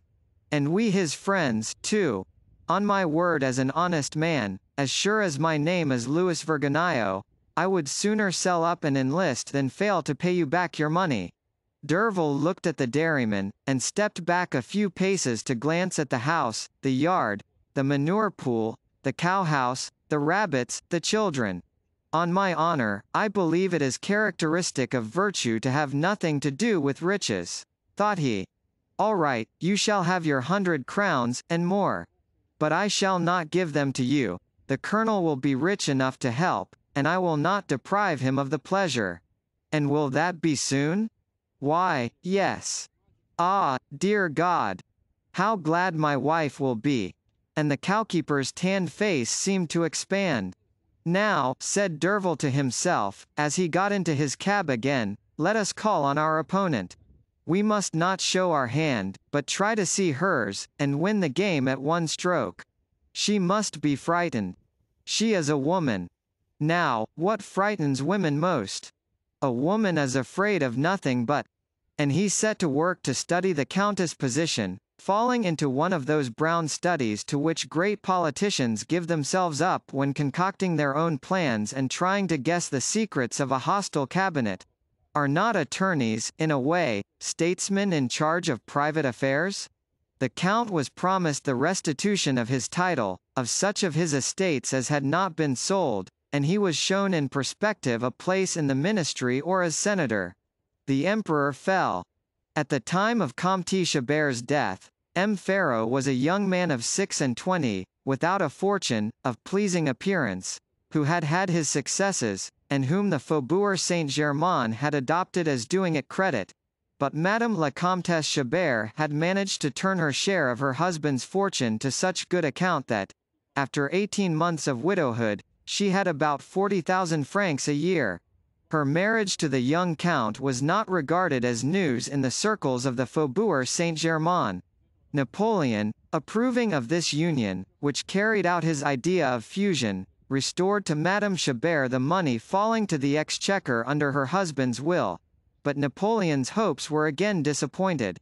Madame Ferro was not only in love with her lover, she had also been fascinated by the notion of getting into the haughty society which, in spite of its humiliation, was still predominant at the imperial court. By this marriage all her vanities were as much gratified as her passions. She was to become a real fine lady. When the Faubourg Saint-Germain understood that the young count's marriage did not mean desertion, its drawing-rooms were thrown open to his wife. Then came the Restoration. The count's political advancement was not rapid.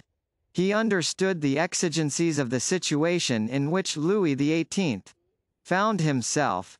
He was one of the inner circle who waited till the Gulf of Revolution should be closed, for this phrase of the king's, at which the liberals laughed so heartily, had a political sense. The order quoted in the long lawyer's preamble at the beginning of this story had, however, put him in possession of 2 tracts of forest, and of an estate which had considerably increased in value during its sequestration. At the present moment, though Comte Ferro was a councillor of state, and a director general, he regarded his position as merely the first step of his political career. Wholly occupied as he was by the anxieties of consuming ambition, he had attached to himself, as secretary, a ruined attorney named Delbecq, a more than clever man, versed in all the resources of the law, to whom he left the conduct of his private affairs. This shrewd practitioner had so well understood his position with the Count as to be honest in his own interest. He hoped to get some place by his master's influence, and he made the Count's fortune his first care. His conduct so effectually gave the lie to his former life, that he was regarded as a slandered man. The Countess, with the tact and shrewdness of which most women have a share more or less, understood the man's motives, watched him quietly, and managed him so well, that she had made good use of him for the augmentation of her private fortune. She had contrived to make Delbecq believe that she ruled her husband, and had promised to get him appointed president of an inferior court in some important provincial town, if he devoted himself entirely to her interests. The promise of a place, not dependent on changes of ministry, which would allow of his marrying advantageously, and rising subsequently to a high political position, by being chosen depute, made Delbecq the Countess' abject slave. He had never allowed her to miss one of those favorable chances which the fluctuations of the bourse and the increased value of property afforded to clever financiers in Paris during the first 3 years after the Restoration. He had trebled his protectress' capital, and all the more easily because the Countess had no scruples as to the means which might make her an enormous fortune as quickly as possible. The emoluments derived by the Count from the places he held she spent on the housekeeping, so as to reinvest her dividends, and Delbecq lent himself to these calculations of avarice without trying to account for her motives. People of that sort never trouble themselves about any secrets of which the discovery is not necessary to their own interests. And, indeed, he naturally found the reason in the thirst for money, which taints almost every Parisian woman, and as a fine fortune was needed to support the pretensions of Comte Ferro, the secretary sometimes fancied that he saw in the Countess' greed a consequence of her devotion to a husband with whom she still was in love. The Countess buried the secrets of her conduct at the bottom of her heart. There lay the secrets of life and death to her, there lay the turning point of this history. At the beginning of the year 1818 the Restoration was settled on an apparently immovable foundation. Its doctrines of government, as understood by lofty minds, seemed calculated to bring to France an era of renewed prosperity, and Parisian society changed its aspect. Madame la Comtesse Ferraud found that by chance she had achieved for love a marriage that had brought her fortune and gratified ambition. Still young and handsome, Madame Ferraud played the part of a woman of fashion, and lived in the atmosphere of the court. Rich herself, with a rich husband who was cried up as one of the ablest men of the royalist party, and, as a friend of the king, certain to be made minister, she belonged to the aristocracy, and shared its magnificence. In the midst of this triumph she was attacked by a moral canker. There are feelings which women guess in spite of the care men take to bury them. On the first return of the king, Comte Ferraud had begun to regret his marriage. Colonel Chabert's widow had not been the means of allying him to anybody. He was alone and unsupported in steering his way in a course full of shoals and beset by enemies. Also, perhaps, when he came to judge his wife coolly, he may have discerned in her certain vices of education which made her unfit to second him in his schemes. A speech he made, apropos of Talleyrand's marriage, enlightened the Countess, to whom it proved that if he had still been a free man she would never have been Madame Ferraud. What woman could forgive this repentance? Does it not include the germs of every insult, every crime, every form of repudiation? But what a wound must it have left in the Countess' heart, supposing that she lived in the dread of her first husband's return? She had known that he still lived, and she had ignored him. Then during the time when she had heard no more of him, she had chosen to believe that he had fallen at Waterloo with the Imperial Eagle, at the same time as Bouton.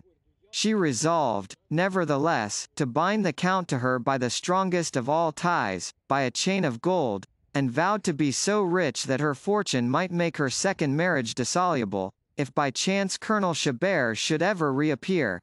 And he had reappeared, and she could not explain to herself why the struggle she had dreaded had not already begun. Suffering, sickness, had perhaps delivered her from that man. Perhaps he was half mad, and Charenton might yet do her justice. She had not chosen to take either Delbecq or the police into her confidence, for fear of putting herself in their power, or of hastening the catastrophe. There are in Paris many women who, like the Countess Ferraud, live with an unknown moral monster, or on the brink of an abyss. A callus forms over the spot that tortures them, and they can still laugh and enjoy themselves. There is something very strange in Comte Ferraud's position, said Derville to himself, on emerging from his long reverie, as his cab stopped at the door of the Hotel Ferraud in the Rue de Varennes. How is it that he, so rich as he is, and such a favourite with the king, is not yet a peer of France? It may, to be sure, be true that the king, as me, de Grandlieu was telling me, desires to keep up the value of the Peri by not bestowing it right and left. And, after all, the son of a councillor of the Parliament is not a Crillon nor a Rohan. A Comte Ferraud can only get into the upper chamber surreptitiously. But if his marriage were annulled, could he not get the dignity of some old peer who has only daughters transferred to himself, to the king's great satisfaction? At any rate this will be a good bogey to put forward and frighten the Countess, thought he as he went up the steps. Derville had without knowing it laid his finger on the hidden wound, put his hand on the canker that consumed Madame Ferraud. She received him in a pretty winter dining-room, where she was at breakfast, while playing with a monkey tethered by a chain to a little pole with climbing bars of iron. The Countess was in an elegant wrapper. The curls of her hair, carelessly pinned up, escaped from a cap, giving her an arch look. She was fresh and smiling. Silver, gilding, and mother-of-pearl shone on the table, and all about the room were rare plants growing in magnificent china jars. As he saw Colonel Chabert's wife, rich with his spoil, in the lap of luxury and the height of fashion, while he, poor wretch, was living with a poor dairyman among the beasts, the lawyer said to himself, "The moral of all this is that a pretty woman will never acknowledge as her husband, nor even as a lover, a man in an old box coat, a tow wig, and boots with holes in them." A mischievous and bitter smile expressed the feelings, half philosophical and half satirical, which such a man was certain to experience. A man well situated to know the truth of things in spite of the lies behind which most families in Paris hide their mode of life. "Good morning, Monsieur Derville," said she, giving the monkey some coffee to drink. "Madam," said he, a little sharply, for the light tone in which she spoke jarred on him, "I have come to speak with you on a very serious matter. I am so grieved, le Comte is away." "I, madam, am delighted. It would be grievous if he could be present at our interview. Besides, I am informed through Delbecq that you like to manage your own business without troubling the Count." "Then I will send for Delbecq," said she. "He would be of no use to you, clever as he is," replied Derville. "Listen to me, madam. One word will be enough to make you grave. Colonel Chabert is alive. Is it by telling me such nonsense as that you think you can make me grave?" said she with a shout of laughter. But she was suddenly quelled by the singular penetration of the fixed gaze which Derville turned on her, seeming to read to the bottom of her soul. "Madam," he said with cold and piercing solemnity, "you know not the extent of the danger that threatens you. I need say nothing of the indisputable authenticity of the evidence nor of the fullness of proof which testifies to the identity of Comte Chabert. I am not, as you know, the man to take up a bad cause. If you resist our proceedings to show that the certificate of death was false, you will lose that first case, and that matter once settled, we shall gain every point. What, then, do you wish to discuss with me?" Quote, "Neither the Colonel nor yourself. Nor need I allude to the briefs which clever advocates may draw up when armed with the curious facts of this case, or the advantage they may derive from the letters you received from your first husband before your marriage to your second." Quote, "It is false," she cried, with the violence of a spoilt woman. "I never had a letter from Comte Chabert, and if some one is pretending to be the Colonel, it is some swindler, some returned convict, like Coignard perhaps. It makes me shudder only to think of it. Can the Colonel rise from the dead, monsieur? Bonaparte sent an aide-de-camp to inquire for me on his death, and to this day I draw the pension of 3,000 francs granted to this widow by the government. I have been perfectly in the right to turn away all the Chaberts who have ever come, as I shall all who may come." Quote, "Happily we are alone, madam. We can tell lies at our ease," said he coolly, and finding it amusing to lash up the Countess' rage so as to lead her to betray herself, by tactics familiar to lawyers, who are accustomed to keep cool when their opponents or their clients are in a passion. "Well, then, we must fight it out," thought he, instantly hitting on a plan to entrap her and show her her weakness. "The proof that you received the first letter, madam, is that it contains some securities. Oh, as to securities, that it certainly did not."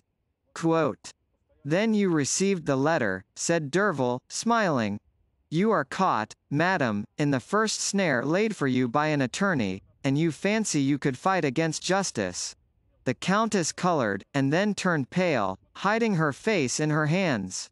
Then she shook off her shame, and retorted with the natural impertinence of such women, "Since you are the so-called Chabert's attorney, be so good as to—" "Madam," said Derville, "I am at this moment as much your lawyer as I am Colonel Chabert's.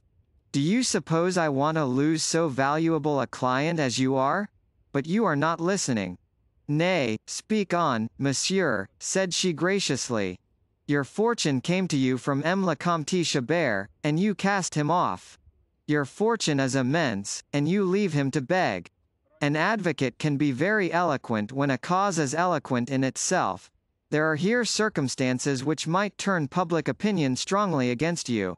Quote, But, monsieur, said the Comtesse, provoked by the way in which Derville turned and laid her on the gridiron, even if I grant that your M. Chabert is living, the law will uphold my second marriage on account of the children, and I shall get off with the restitution of 225,000 francs to M. Chabert. Quote, it is impossible to foresee what view the bench may take of the question. If on one side we have a mother and children, on the other we have an old man crushed by sorrows, made old by your refusals to know him. Where is he to find a wife? Can the judges contravene the law? Your marriage with Colonel Chabert has priority on its side and every legal right. But if you appear under disgraceful colors, you might have an unlooked-for adversary. That, madam, is the danger against which I would warn you. And who is he? Comte Ferraud. Monsieur Ferraud has too great an affection for me, too much respect for the mother of his children. Do not talk of such absurd things, interrupted Derville, to lawyers, who are accustomed to read hearts to the bottom. At this instant Monsieur Ferraud has not the slightest wish to annul your union, and I am quite sure that he adores you. But if someone were to tell him that his marriage is void, that his wife will be called before the bar of public opinion as a criminal, he would defend me, monsieur. No, madam. What reason could he have for deserting me, monsieur? That he would be free to marry the only daughter of a peer of France, whose title would be conferred on him by patent from the king. The Countess turned pale. A hit, said Derville to himself. I have you on the hip. The poor colonel's case is won. Besides, madam, he went on aloud, he would feel all the less remorse because a man covered with glory, a general, count, Grand Cross of the Legion of Honor, is not such a bad alternative, and if that man insisted on his wife's returning to him. Enough, enough, monsieur, she exclaimed. I will never have any lawyer but you. What is to be done? Compromise, said Derville. Does he still love me? She said. Well, I do not think he can do otherwise. The Countess raised her head at these words. A flash of hope shone in her eyes. She thought perhaps that she could speculate on her first husband's affection to gain her cause by some feminine cunning. I shall await your orders, madam, to know whether I am to report our proceedings to you, or if you will come to my office to agree to the terms of a compromise, said Derville, taking leave. A week after Derville had paid these two visits, on a fine morning in June, the husband and wife, who had been separated by an almost supernatural chance, started from the opposite ends of Paris to meet in the office of the lawyer who was engaged by both. The supplies liberally advanced by Derville to Colonel Chabert had enabled him to dress as suited his position in life, and the dead man arrived in a very decent cab. He wore a wig suited to his face, was dressed in blue cloth with white linen, and wore under his waistcoat the broad red ribbon of the higher grade of the Legion of Honor. In resuming the habits of wealth he had recovered his soldierly style. He held himself up. His face, grave and mysterious-looking, reflected his happiness and all his hopes, and seemed to have acquired youth and impasto, to borrow a picturesque word from the painter's art. He was no more like the Chabert of the old box-coat than a cartwheel double sou is like a newly coined 40-franc piece. The passer-by, only to see him, would have recognized at once one of the noble wrecks of our old army, one of the heroic men on whom our national glory is reflected, as a splinter of ice on which the sun shines seems to reflect every beam. These veterans are at once a picture and a book. When the Count jumped out of his carriage to go into Derville's office, he did it as lightly as a young man. Hardly had his cab moved off, when a smart brougham drove up, splendid with coats of arms. Madame la Comtesse Ferraud stepped out in a dress which, though simple, was cleverly designed to show how youthful her figure was. She wore a pretty drawn bonnet lined with pink, which framed her face to perfection, softening its outlines and making it look younger. If the clients were rejuvenescent, the office was unaltered, and presented the same picture as that described at the beginning of this story. Simonin was eating his breakfast, his shoulder leaning against the window, which was then open, and he was staring up at the blue sky in the opening of the courtyard enclosed by 4 gloomy houses. "Ah, ha!" cried the little clerk, "who will bet an evening at the play that Colonel Chabert is a general, and wears a red ribbon?" "The chief is a great magician," said Godeschal. "Then there is no trick to play on him this time?" asked Desroches. "His wife has taken that in hand, the Comtesse Ferraud," said Boucard. "What next?" said Godeschal. "Is Comtesse Ferraud required to belong to 2 men?" "Here she is," answered Simonin. "So you are not deaf, you young rogue," said Chabert, taking the gutter jumper by the ear and twisting it, to the delight of the other clerks, who began to laugh, looking at the colonel with the curious attention due to so singular a personage. Comte Chabert was in Derville's private room at the moment when his wife came in by the door of the office. "I say, Boucard, there is going to be a queer scene in the chief's room. There is a woman who can spend her days alternately, the odd with Comte Ferraud, and the even with Comte Chabert. And in leap year," said Godeschal, "they must settle the count between them." "Silence, gentlemen, you can be heard," said Boucard severely. "I never was in an office where there was so much jesting as there is here over the clients." Derville had made the colonel retire to the bedroom when the countess was admitted. "Madam," he said, not knowing whether it would be agreeable to you to meet le Comte Chabert, "I have placed you apart. If, however, you should wish it, it is an attention for which I am obliged to you. I have drawn up the memorandum of an agreement of which you and Chabert can discuss the conditions, here, and now. I will go alternately to him and to you, and explain your views respectively." "Let me see, monsieur," said the countess impatiently. Derville read aloud. "Between the undersigned, M. Hyacinthe Chabert, Count, Maréchal de Camp, and Grand Officer of the Legion of Honor, living in Paris, Rue du Petit Banquier, on the one part, and Madame Rose Chapotel, wife of the aforesaid le Comte Chabert, nay. Pass over the preliminaries," said she. "Come to the conditions." Quote, "Madam," said the lawyer, "the preamble briefly sets forth the position in which you stand to each other. Then, by the first clause, you acknowledge, in the presence of 3 witnesses, of whom 2 shall be notaries, and 1 the dairyman with whom your husband has been lodging, to all of whom your secret is known, and who will be absolutely silent. You acknowledge, I say, that the individual designated in the documents subjoined to the deed, and whose identity is to be further proved by an act of recognition prepared by your notary, Alexander Crottat, is your first husband, Comte Chabert. By the second clause Comte Chabert, to secure your happiness, will undertake to assert his rights only under certain circumstances set forth in the deed. And these," said Derville, in a parenthesis, "are none other than a failure to carry out the conditions of this secret agreement. M. Chabert, on his part, agrees to accept judgment on a friendly suit, by which his certificate of death shall be annulled, and his marriage dissolved." Quote, "That will not suit me in the least," said the countess with surprise. "I will be a party to no suit, you know why." By the third clause, Derville went on, with imperturbable coolness, "you pledge yourself to secure to Hyacinthe Comte Chabert an income of 24,000 francs on government stock held in his name, to revert to you at his death." "But it is much too dear," exclaimed the countess. "Can you compromise the matter cheaper?" "Possibly. But what do you want, madam?"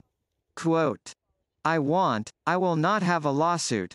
You want him to remain dead?" said Derville, interrupting her hastily. "Monsieur," said the countess, "if 24,000 francs a year are necessary, we will go to law."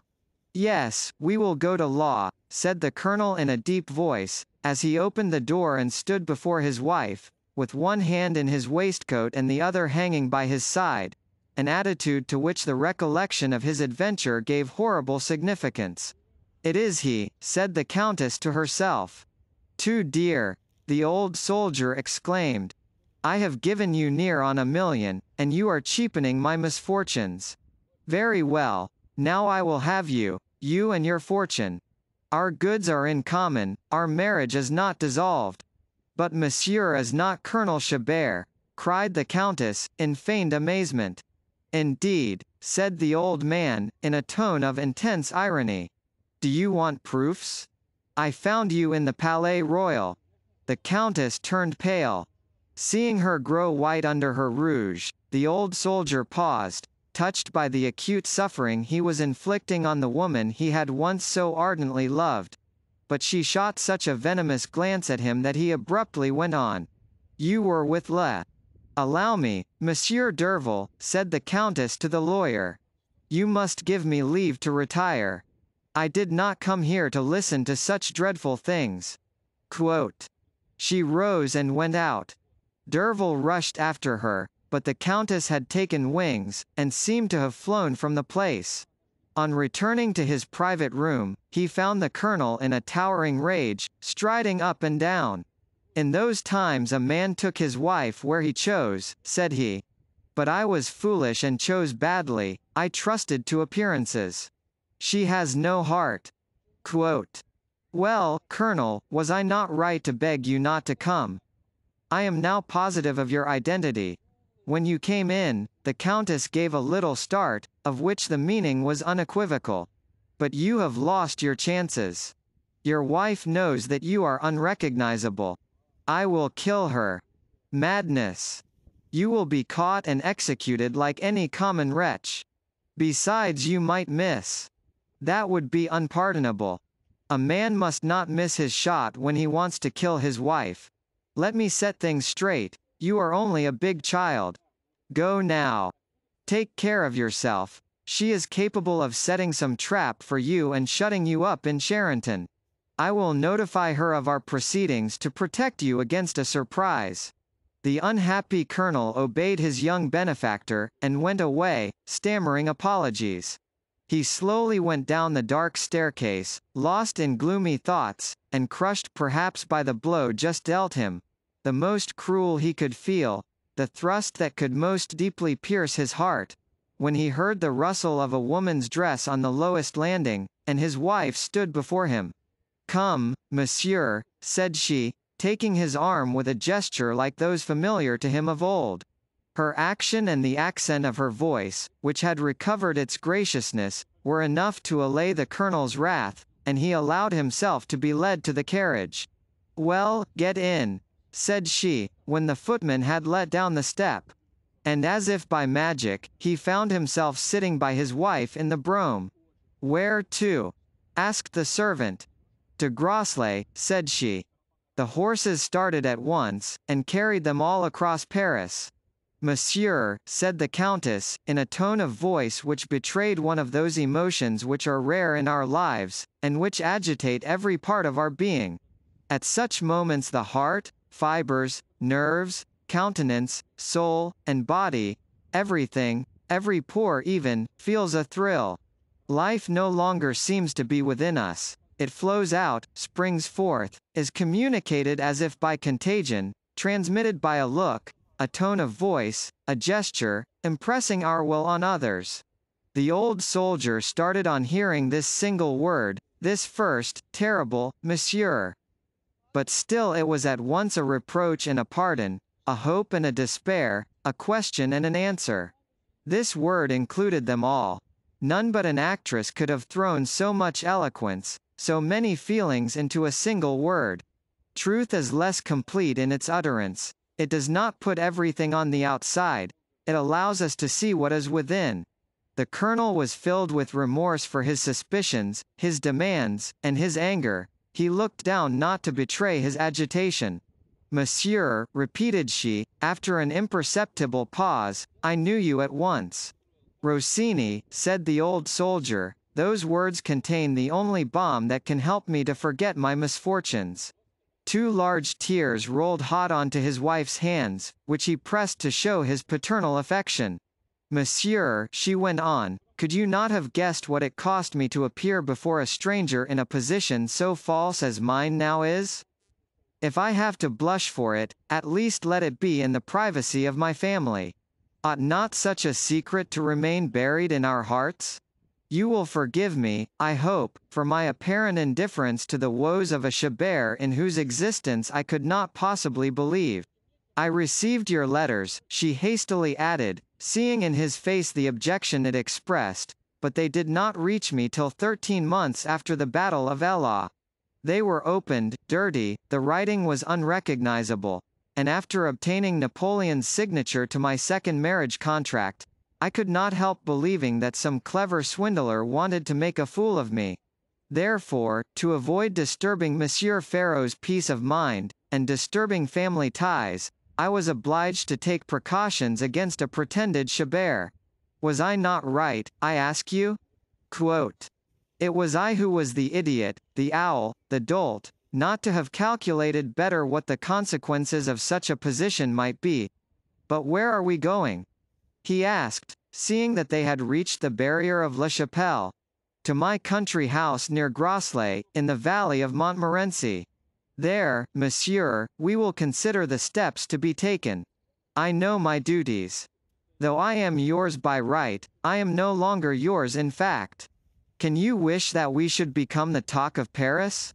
We need not inform the public of a situation, which for me has its ridiculous side, and let us preserve our dignity. You still love me, she said, with a sad, sweet gaze at the colonel, but have not I been authorized to form other ties? In so strange a position, a secret voice bids me trust to your kindness, which is so well known to me. Can I be wrong in taking you as the sole arbiter of my fate? Be at once judge and party to the suit. I trust in your noble character. You will be generous enough to forgive me for the consequences of faults committed in innocence. I may then confess to you, I love M. Ferraud. I believed that I had a right to love him. I do not blush to make this confession to you. Even if it offends you, it does not disgrace us. I cannot conceal the facts. When fate made me a widow, I was not a mother. The colonel with a wave of his hand bid his wife be silent, and for 1.5 miles they sat without speaking a single word. Chabert could fancy he saw the two little ones before him. Rossini. Monsieur? The dead are very wrong to come to life again. Oh, monsieur, no, no. Do not think me ungrateful. Only, you find me a lover, a mother, while you left me merely a wife. Though it is no longer in my power to love, I know how much I owe you, and I can still offer you all the affection of a daughter. Rossini, said the old man in a softened tone, I no longer feel any resentment against you. We will forget anything, he added, with one of those smiles which always reflect a noble soul. I have not so little delicacy as to demand the mockery of love from a wife who no longer loves me. The Countess gave him a flashing look full of such deep gratitude that poor Chabert would have been glad to sink again into his grave at Eylau. Some men have a soul strong enough for such self-devotion, of which the whole reward consists in the assurance that they have made the person they love happy. My dear friend, we will talk all this over later when our hearts have rested, said the Countess. The conversation turned to other subjects, for it was impossible to dwell very long on this one. Though the couple came back again and again to their singular position, either by some illusion or of serious purpose, they had a delightful drive, recalling the events of their former life together and the times of the Empire. The Countess knew how to lend peculiar charm to her reminiscences, and gave the conversation the tinge of melancholy that was needed to keep it serious. She revived his love without awakening his desires, and allowed her first husband to discern the mental wealth she had acquired while trying to accustom him to moderate his pleasure to that which a father may feel in the society of a favorite daughter. The colonel had known the Countess of the Empire, he found her a Countess of the Restoration. At last, by a cross road, they arrived at the entrance to a large park lying in the little valley which divides the heights of Margency from the pretty village of Groslay. The Countess had there a delightful house, where the colonel on arriving found everything in readiness for his stay there, as well as for his wife's. Misfortune is a kind of talisman whose virtue consists in its power to confirm our original nature. In some men it increases their distrust and malignancy. just as it improves the goodness of those who have a kind heart. Sorrow had made the colonel even more helpful and good than he had always been, and he could understand some secrets of womanly distress which are unrevealed to most men. Nevertheless, in spite of his loyal trustfulness, he could not help saying to his wife, "Then you felt quite sure you would bring me here?" "Yes," replied she, "if I found Colonel Chabert in Derville's client." The appearance of truth she contrived to give to this answer dissipated the slight suspicions which the colonel was ashamed to have felt. For 3 days the countess was quite charming to her first husband. By tender attentions and unfailing sweetness she seemed anxious to wipe out the memory of the sufferings he had endured, and to earn forgiveness for the woes which, as she confessed, she had innocently caused him. She delighted in displaying for him the charms she knew he took pleasure in, while at the same time she assumed a kind of melancholy. For men are more especially accessible to certain ways, certain graces of the heart or of the mind which they cannot resist. She aimed at interesting him in her position, and appealing to his feelings so far as to take possession of his mind and control him despotically. Ready for anything to attain her ends, she did not yet know what she was to do with this man, but at any rate she meant to annihilate him socially. On the evening of the 3rd day she felt that in spite of her efforts she could not conceal her uneasiness as to the results of her maneuvers. To give herself a minute's reprieve she went up to her room, sat down before her writing table, and laid aside the mask of composure which she wore in Chabert's presence, like an actress who, returning to her dressing room after a fatiguing 5th act, drops half dead, leaving with the audience an image of herself which she no longer resembles. She proceeded to finish a letter she had begun to Delbecq, whom she desired to go in her name and demand of Derville the deeds relating to Colonel Chabert, to copy them, and to come to her at once to Groslay. She had hardly finished when she heard the colonel's step in the passage. Uneasy at her absence, he had come to look for her. "Alas!" she exclaimed, "I wish I were dead. My position is intolerable." "Why, what is the matter?" asked the good man. "Nothing, nothing," she replied. She rose, left the colonel, and went down to speak privately to her maid, whom she sent off to Paris, impressing on her that she was herself to deliver to Delbecq the letter just written, and to bring it back to the writer as soon as he had read it. Then the countess went out to sit on a bench sufficiently in sight for the colonel to join her as soon as he might choose. The colonel, who was looking for her, hastened up and sat down by her. "Rossini," said he, "what is the matter with you?" She did not answer. It was one of those glorious, calm evenings in the month of June, whose secret harmonies infuse such sweetness into the sunset. The air was clear, the stillness perfect, so that far away in the park they could hear the voices of some children, which added a kind of melody to the sublimity of the scene. "You do not answer me?" the colonel said to his wife. "My husband," said the countess, who broke off, started a little, and with a blush stopped to ask him, "What am I to say when I speak of M. Pharaoh?" "Call him your husband, my poor child," replied the colonel, in a kind voice. "Is he not the father of your children?" "Well, then," she said, "if he should ask what I came here for, if he finds out that I came here, alone, with a stranger, what am I to say to him? Listen, monsieur," she went on, assuming a dignified attitude, "decide my fate, I am resigned to anything." "My dear," said the colonel, taking possession of his wife's hands, "I have made up my mind to sacrifice myself entirely for your happiness." "That is impossible," she exclaimed, with a sudden spasmodic movement. "Remember that you would have to renounce your identity, and in an authenticated form." "What?" said the colonel. "Is not my word enough for you?" The word authenticated fell on the old man's heart, and roused involuntary distrust. He looked at his wife in a way that made her color, she cast down her eyes, and he feared that he might find himself compelled to despise her. The countess was afraid lest she had scared the shy modesty, the stern honesty, of a man whose generous temper and primitive virtues were known to her. Though these feelings had brought the clouds to her brow, they immediately recovered their harmony. This was the way of it. A child's cry was heard in the distance. "Jules, leave your sister in peace," the Countess called out. "What, are your children here?" said Chabert. "Yes, but I told them not to trouble you." The old soldier understood the delicacy, the womanly tact of so gracious a precaution, and took the hand to kiss it. "But let them come," said he. The little girl ran up to complain of her brother. "Mama! Mama!" It was Jules. It was her.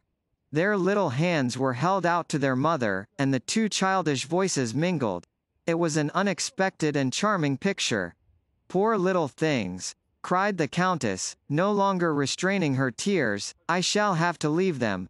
To whom will the law assign them? A mother's heart cannot be divided. I want them, I want them." "Are you making Mama cry?"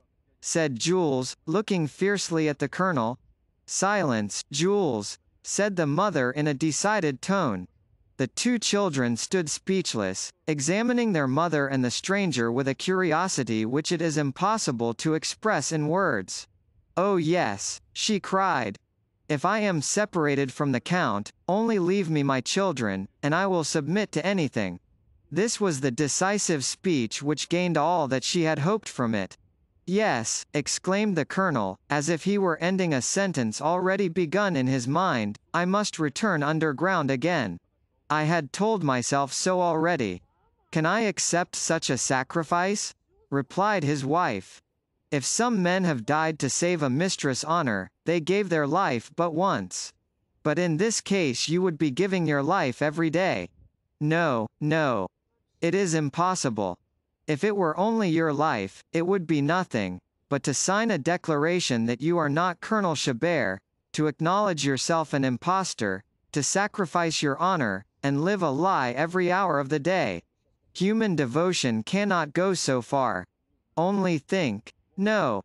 But for my poor children I would have fled with you by this time to the other end of the world." "But," said Chabert, "cannot I live here in your little lodge as one of your relations? I am as worn out as a cracked cannon. I want nothing but a little tobacco and the Constitutionnel." The Countess melted into tears. There was a contest of generosity between the Comtesse Ferraud and Colonel Chabert, and the soldier came out victorious. One evening, seeing this mother with her children, the soldier was bewitched by the touching grace of a family picture in the country, in the shade and the silence. He made a resolution to remain dead, and, frightened no longer at the authentication of a deed, he asked what he could do to secure beyond all risk the happiness of this family. "Do exactly as you like," said the Countess. "I declare to you that I will have nothing to do with this affair. I ought not." Delbecq had arrived some days before, and in obedience to the verbal instructions, the intendant had succeeded in gaining the old soldier's confidence. So on the following morning Colonel Chabert went with the erewhile attorney to St. Loup Taverny, where Delbecq had caused the notary to draw up an affidavit in such terms that, after hearing it read, the colonel started up and walked out of the office. "Turf and thunder! What a fool you must think me! Why, I should make myself out a swindler," he exclaimed. "Indeed, monsieur," said Delbecq, "I should advise you not to sign in haste. In your place I would get at least 30,000 francs a year out of the bargain. Madame would pay them." After annihilating this scoundrel emeritus by the lightning look of an honest man insulted, the colonel rushed off, carried away by 1,000 contrary emotions. He was suspicious, indignant, and calm again by turns. Finally he made his way back into the park of Groslay by a gap in a fence, and slowly walked on to sit down and rest, and meditate at his ease, in a little room under a gazebo, from which the road to St. Loup could be seen. The path being strewn with the yellowish sand which is used instead of river gravel, the Countess, who was sitting in the upper room of this little summer house, did not hear the colonel's approach, for she was too much preoccupied with the success of her business to pay the smallest attention to the slight noise made by her husband. Nor did the old man notice that his wife was in the room over him. Well, Monsieur Delbecq, has he signed? The Countess asked her secretary, whom she saw alone on the road beyond the hedge of Ahaha. No, madam. I do not even know what has become of our man. The old horse reared. Then we shall be obliged to put him into Charenton, said she, since we have got him. The colonel, who recovered the elasticity of youth to leap the ha-ha, in the twinkling of an eye was standing in front of Delbecq, on whom he bestowed the two finest slaps that ever a scoundrel's cheeks received. And you may add that old horses can kick, said he. His rage spent, the colonel no longer felt vigorous enough to leap the ditch. He had seen the truth in all its nakedness. Thespech and Delbecq's reply had revealed the conspiracy of which he was to be the victim. The care taken of him was but a bait to entrap him in a snare. That speech was like a drop of subtle poison, bringing on in the old soldier a return of all his sufferings, physical and moral. He came back to the summer house through the park gate, walking slowly like a broken man. Then for him there was to be neither peace nor truce. From this moment he must begin the odious warfare with this woman of which Derville had spoken, enter on a life of litigation, feed on gall, drink every morning of the cup of bitterness. And then, fearful thought, where was he to find the money needful to pay the cost of the first proceedings? He felt such disgust of life, that if there had been any water at hand he would have thrown himself into it, that if he had had a pistol, he would have blown out his brains. Then he relapsed into the indecision of mind which, since his conversation with Derville at the dairyman's had changed his character. At last, having reached the kiosk, he went up to the gazebo, where little rose windows afforded a view over each lovely landscape of the valley, and where he found his wife seated on a chair. The Countess was gazing at the distance, and preserved a calm countenance, showing that impenetrable face which women can assume when resolved to do their worst. She wiped her eyes as if she had been weeping, and played absently with the pink ribbons of her sash. Nevertheless, in spite of her apparent assurance, she could not help shuddering slightly when she saw before her her venerable benefactor, standing with folded arms, his face pale, his brow stern. "Madam," he said, after gazing at her fixedly for a moment and compelling her to blush, "Madam, I do not curse you, I scorn you. I can now thank the chance that has divided us. I do not feel even a desire for revenge, I no longer love you. I want nothing from you. Live in peace on the strength of my word, it is worth more than the scrawl of all the notaries in Paris. I will never assert my claim to the name I perhaps have made illustrious. I am henceforth but a poor devil named Hyacinth, who asks no more than his share of the sunshine. Farewell." Quote. The Countess threw herself at his feet. She would have detained him by taking his hands, but he pushed her away with disgust, saying, "Do not touch me." The expression when she heard her husband's retreating steps is quite indescribable. Then, with the deep perspicacity given only by utter villainy, or by fierce worldly selfishness, she knew that she might live in peace on the word and the contempt of this loyal veteran. Chabert, in fact, disappeared. The dairyman failed in business, and became a hackney cab driver. The colonel, perhaps, took up some similar industry for a time. Perhaps, like a stone flung into a chasm, he went falling from ledge to ledge, to be lost in the mire of rags that seethes through the streets of Paris. 6 months after this event, Derville, hearing no more of Colonel Chabert or the Comtesse Ferraud, supposed that they had no doubt come to a compromise, which the Countess, out of revenge, had arranged by some other lawyer. So one morning he added up the sums he had advanced to the said Chabert with the costs, and begged the Comtesse Ferraud to claim from M. la Comtesse Chabert the amount of the bill, assuming that she would know where to find her first husband. The very next day Comte Ferraud's man of business, lately appointed president of the county court in a town of some importance, wrote this distressing note to Derville. "Monsieur, Madame la Comtesse Ferraud desires me to inform you that your client took complete advantage of your confidence, and that the individual calling himself Comte Chabert has acknowledged that he came forward under false pretenses. Yours, etc., DELBECQ. One comes across people who are, on my honor, too stupid by half, cried Derville. They don't deserve to be Christians. Be humane, generous, philanthropical, and a lawyer, and you are bound to be cheated. There is a piece of business that will cost me 2,000 franc notes. Some time after receiving this letter, Derville went to the Palais de Justice in search of a pleader to whom he wished to speak, and who was employed in the police court. As chance would have it, Derville went into court number 6 at the moment when the presiding magistrate was sentencing one Hyacinth to 2 months' imprisonment as a vagabond, and subsequently to be taken to the Mendicity House of Detention, a sentence which, by magistrates' law, is equivalent to perpetual imprisonment. On hearing the name of Hyacinth, Derville looked at the delinquent, sitting between 2 gendarmes on the bench for the accused, and recognized in the condemned man his false Colonel Chabert. The old soldier was placid, motionless, almost absent-minded. In spite of his rags, in spite of the misery stamped on his countenance, it gave evidence of noble pride. His eye had a stoical expression which no magistrate ought to have misunderstood, but as soon as a man has fallen into the hands of justice, he is no more than a moral entity, a matter of law or of fact, just as to statists he has become a zero. When the veteran was taken back to the lock-up, to be removed later with the batch of vagabonds at that moment at the bar, Derville availed himself of the privilege accorded to lawyers of going wherever they please in the courts, and followed him to the lock-up, where he stood scrutinizing him for some minutes, as well as the curious crew of beggars among whom he found himself.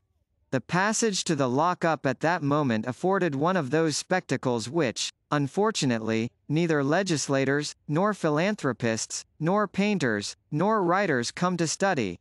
Like all the laboratories of the law, this anteroom is a dark and malodorous place. Along the walls runs a wooden seat, blackened by the constant presence there of the wretches who come to this meeting place of every form of social squalor, where not one of them is missing. A poet might say that the day was ashamed to light up this dreadful sewer through which so much misery flows. There is not a spot on that plank where some crime has not sat, in embryo or matured, not a corner where a man has never stood who, driven to despair by the blight which justice has set upon him after his first fault, has not there begun a career, at the end of which looms the guillotine or the pistol snap of the suicide. All who fall on the pavement of Paris rebound against these yellow-grey walls, on which a philanthropist who was not a speculator might read a justification of the numerous suicides complained of by hypocritical writers who are incapable of taking a step to prevent them. For that justification is written in that anteroom, like a preface to the dramas of the Morgue, or to those enacted on the Place de la Grève. At this moment Colonel Chabert was sitting among these men with coarse faces, clothed in the horrible livery of misery, and silent at intervals, or talking in a low tone, for 3 gendarmes on duty paced to and fro, their sabres clattering on the floor. "Do you recognize me?" said Derville to the old man, standing in front of him. "Yes, sir," said Chabert, rising. "If you are an honest man," Derville went on in an undertone, "how could you remain in my debt?" The old soldier blushed as a young girl might when accused by her mother of a clandestine love affair. "What? Madame Ferraud has not paid you?" cried he in a loud voice. "Paid me?" said Derville. "She wrote to me that you were a swindler."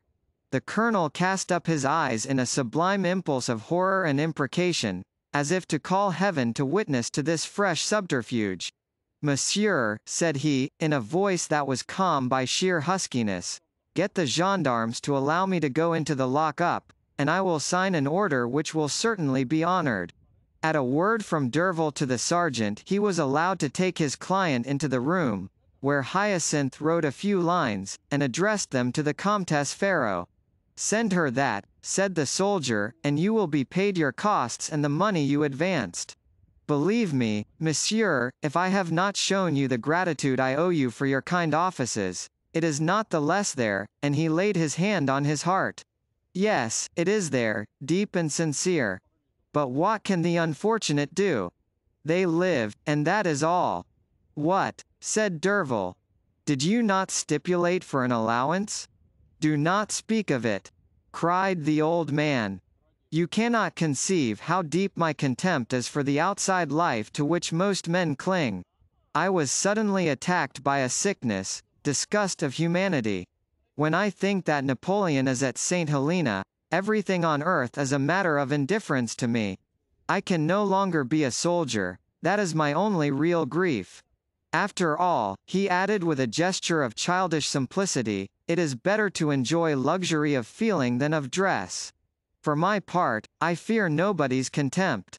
And the colonel sat down on his bench again. Derville went away. On returning to his office, he sent Godeschal, at that time his second clerk, to the Comtesse Ferraud, who, on reading the note, at once paid the sum due to Comte Chabert's lawyer. In 1840, towards the end of June, Godeschal, now himself an attorney, went to Riss with Derville, to whom he had succeeded.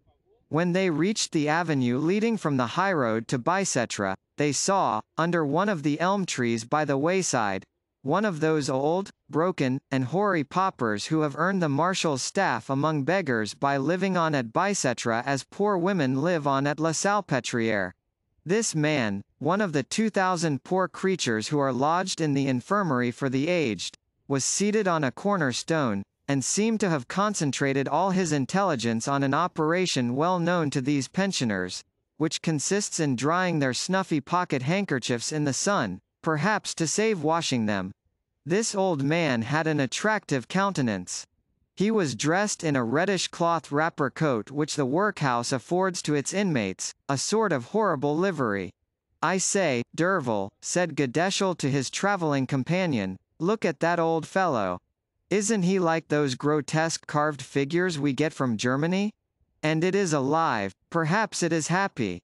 Derville looked at the poor man through his eyeglass, and with a little exclamation of surprise he said, "That old man, my dear fellow, is a whole poem, or, as the romantics say, a drama. Did you ever meet the Comtesse Ferraud?" "Yes, she is a clever woman, and agreeable, but rather too pious," said Godeschal. "That old Bicêtre pauper is her lawful husband, Comte Chabert, the old colonel. She has had him sent here, no doubt. And if he is in this workhouse instead of living in a mansion, it is solely because he reminded the pretty countess that he had taken her, like a hackney cab, on the street. I can remember now the tiger's glare she shot at him at that moment." This opening having excited Godeschal's curiosity, Derville related the story here told. 2 days later, on Monday morning, as they returned to Paris, the two friends looked again at Bicêtre, and Derville proposed that they should call on Colonel Chabert. Halfway up the avenue they found the old man sitting on the trunk of a felled tree. With his stick in one hand, he was amusing himself with drawing lines in the sand. On looking at him narrowly, they perceived that he had been breakfasting elsewhere than at Bicêtre. "Good morning, Colonel Chabert," said Derville. "Not Chabert. Not Chabert.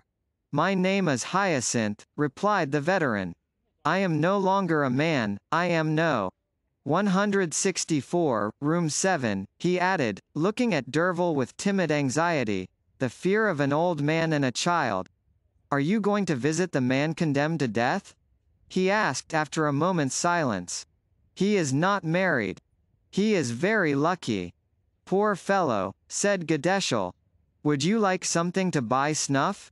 With all the simplicity of a street Arab, the colonel eagerly held out his hand to the two strangers, who each gave him a 20-franc piece. He thanked them with a puzzled look, saying, "Brave troopers." He ported arms, pretended to take aim at them, and shouted with a smile, "Fire! Both arms! Vive Napoleon!" And he drew a flourish in the air with his stick. "The nature of his wound has no doubt made him childish," said Derville. "Childish! He," said another old pauper, Who was looking on? Why, there are days when you had better not tread on his corns. He is an old rogue, full of philosophy and imagination. But today, what can you expect? He has had his Monday treat. He was here, monsieur, so long ago as 1820. At that time a Prussian officer, whose chaise was crawling up the hill of Villejuif, came by on foot. We two were together, Hyacinth and I, by the roadside. The officer, as he walked, was talking to another, a Russian, or some animal of the same species, and when the Prussian saw the old boy, just to make fun, he said to him, "Here is an old cavalryman who must have been at Rossbach." "I was too young to be there," said Hyacinth. "But I was at Jena." And the Prussian made off pretty quick, without asking any more questions. "What a destiny!" exclaimed Derville. Taken out of the Foundling Hospital to die in the infirmary for the aged, after helping Napoleon between whiles to conquer Egypt and Europe. "Do you know, my dear fellow," Derville went on after a pause, "there are in modern society three men who can never think well of the world: the priest, the doctor, and the man of law? And they wear black robes, perhaps because they are in mourning for every virtue and every illusion. The most hapless of the three is the lawyer. When a man comes in search of the priest, he is prompted by repentance, by remorse, by beliefs which make him interesting, which elevate him and comfort the soul of the intercessor whose task will bring him a sort of gladness. He purifies, repairs and reconciles. But we lawyers, we see the same evil feelings repeated again and again, nothing can correct them. Our offices are sewers which can never be cleansed. How many things have I learned in the exercise of my profession? I have seen a father die in a garret, deserted by two daughters, to whom he had given 40,000 francs a year. I have known wills burned. I have seen mothers robbing their children, wives killing their husbands, and working on the love they could inspire to make the men idiotic or mad, that they might live in peace with a lover. I have seen women teaching the child of their marriage such tastes as must bring it to the grave in order to benefit the child of an illicit affection. I could not tell you all I have seen, for I have seen crimes against which justice is impotent. In short, all the horrors that romancers suppose they have invented are still below the truth. You will know something of these pretty things. As for me, I am going to live in the country with my wife. I have a horror of Paris. I have seen plenty of them already in Desroches' office, replied Gadeschel. KaraokeBooks.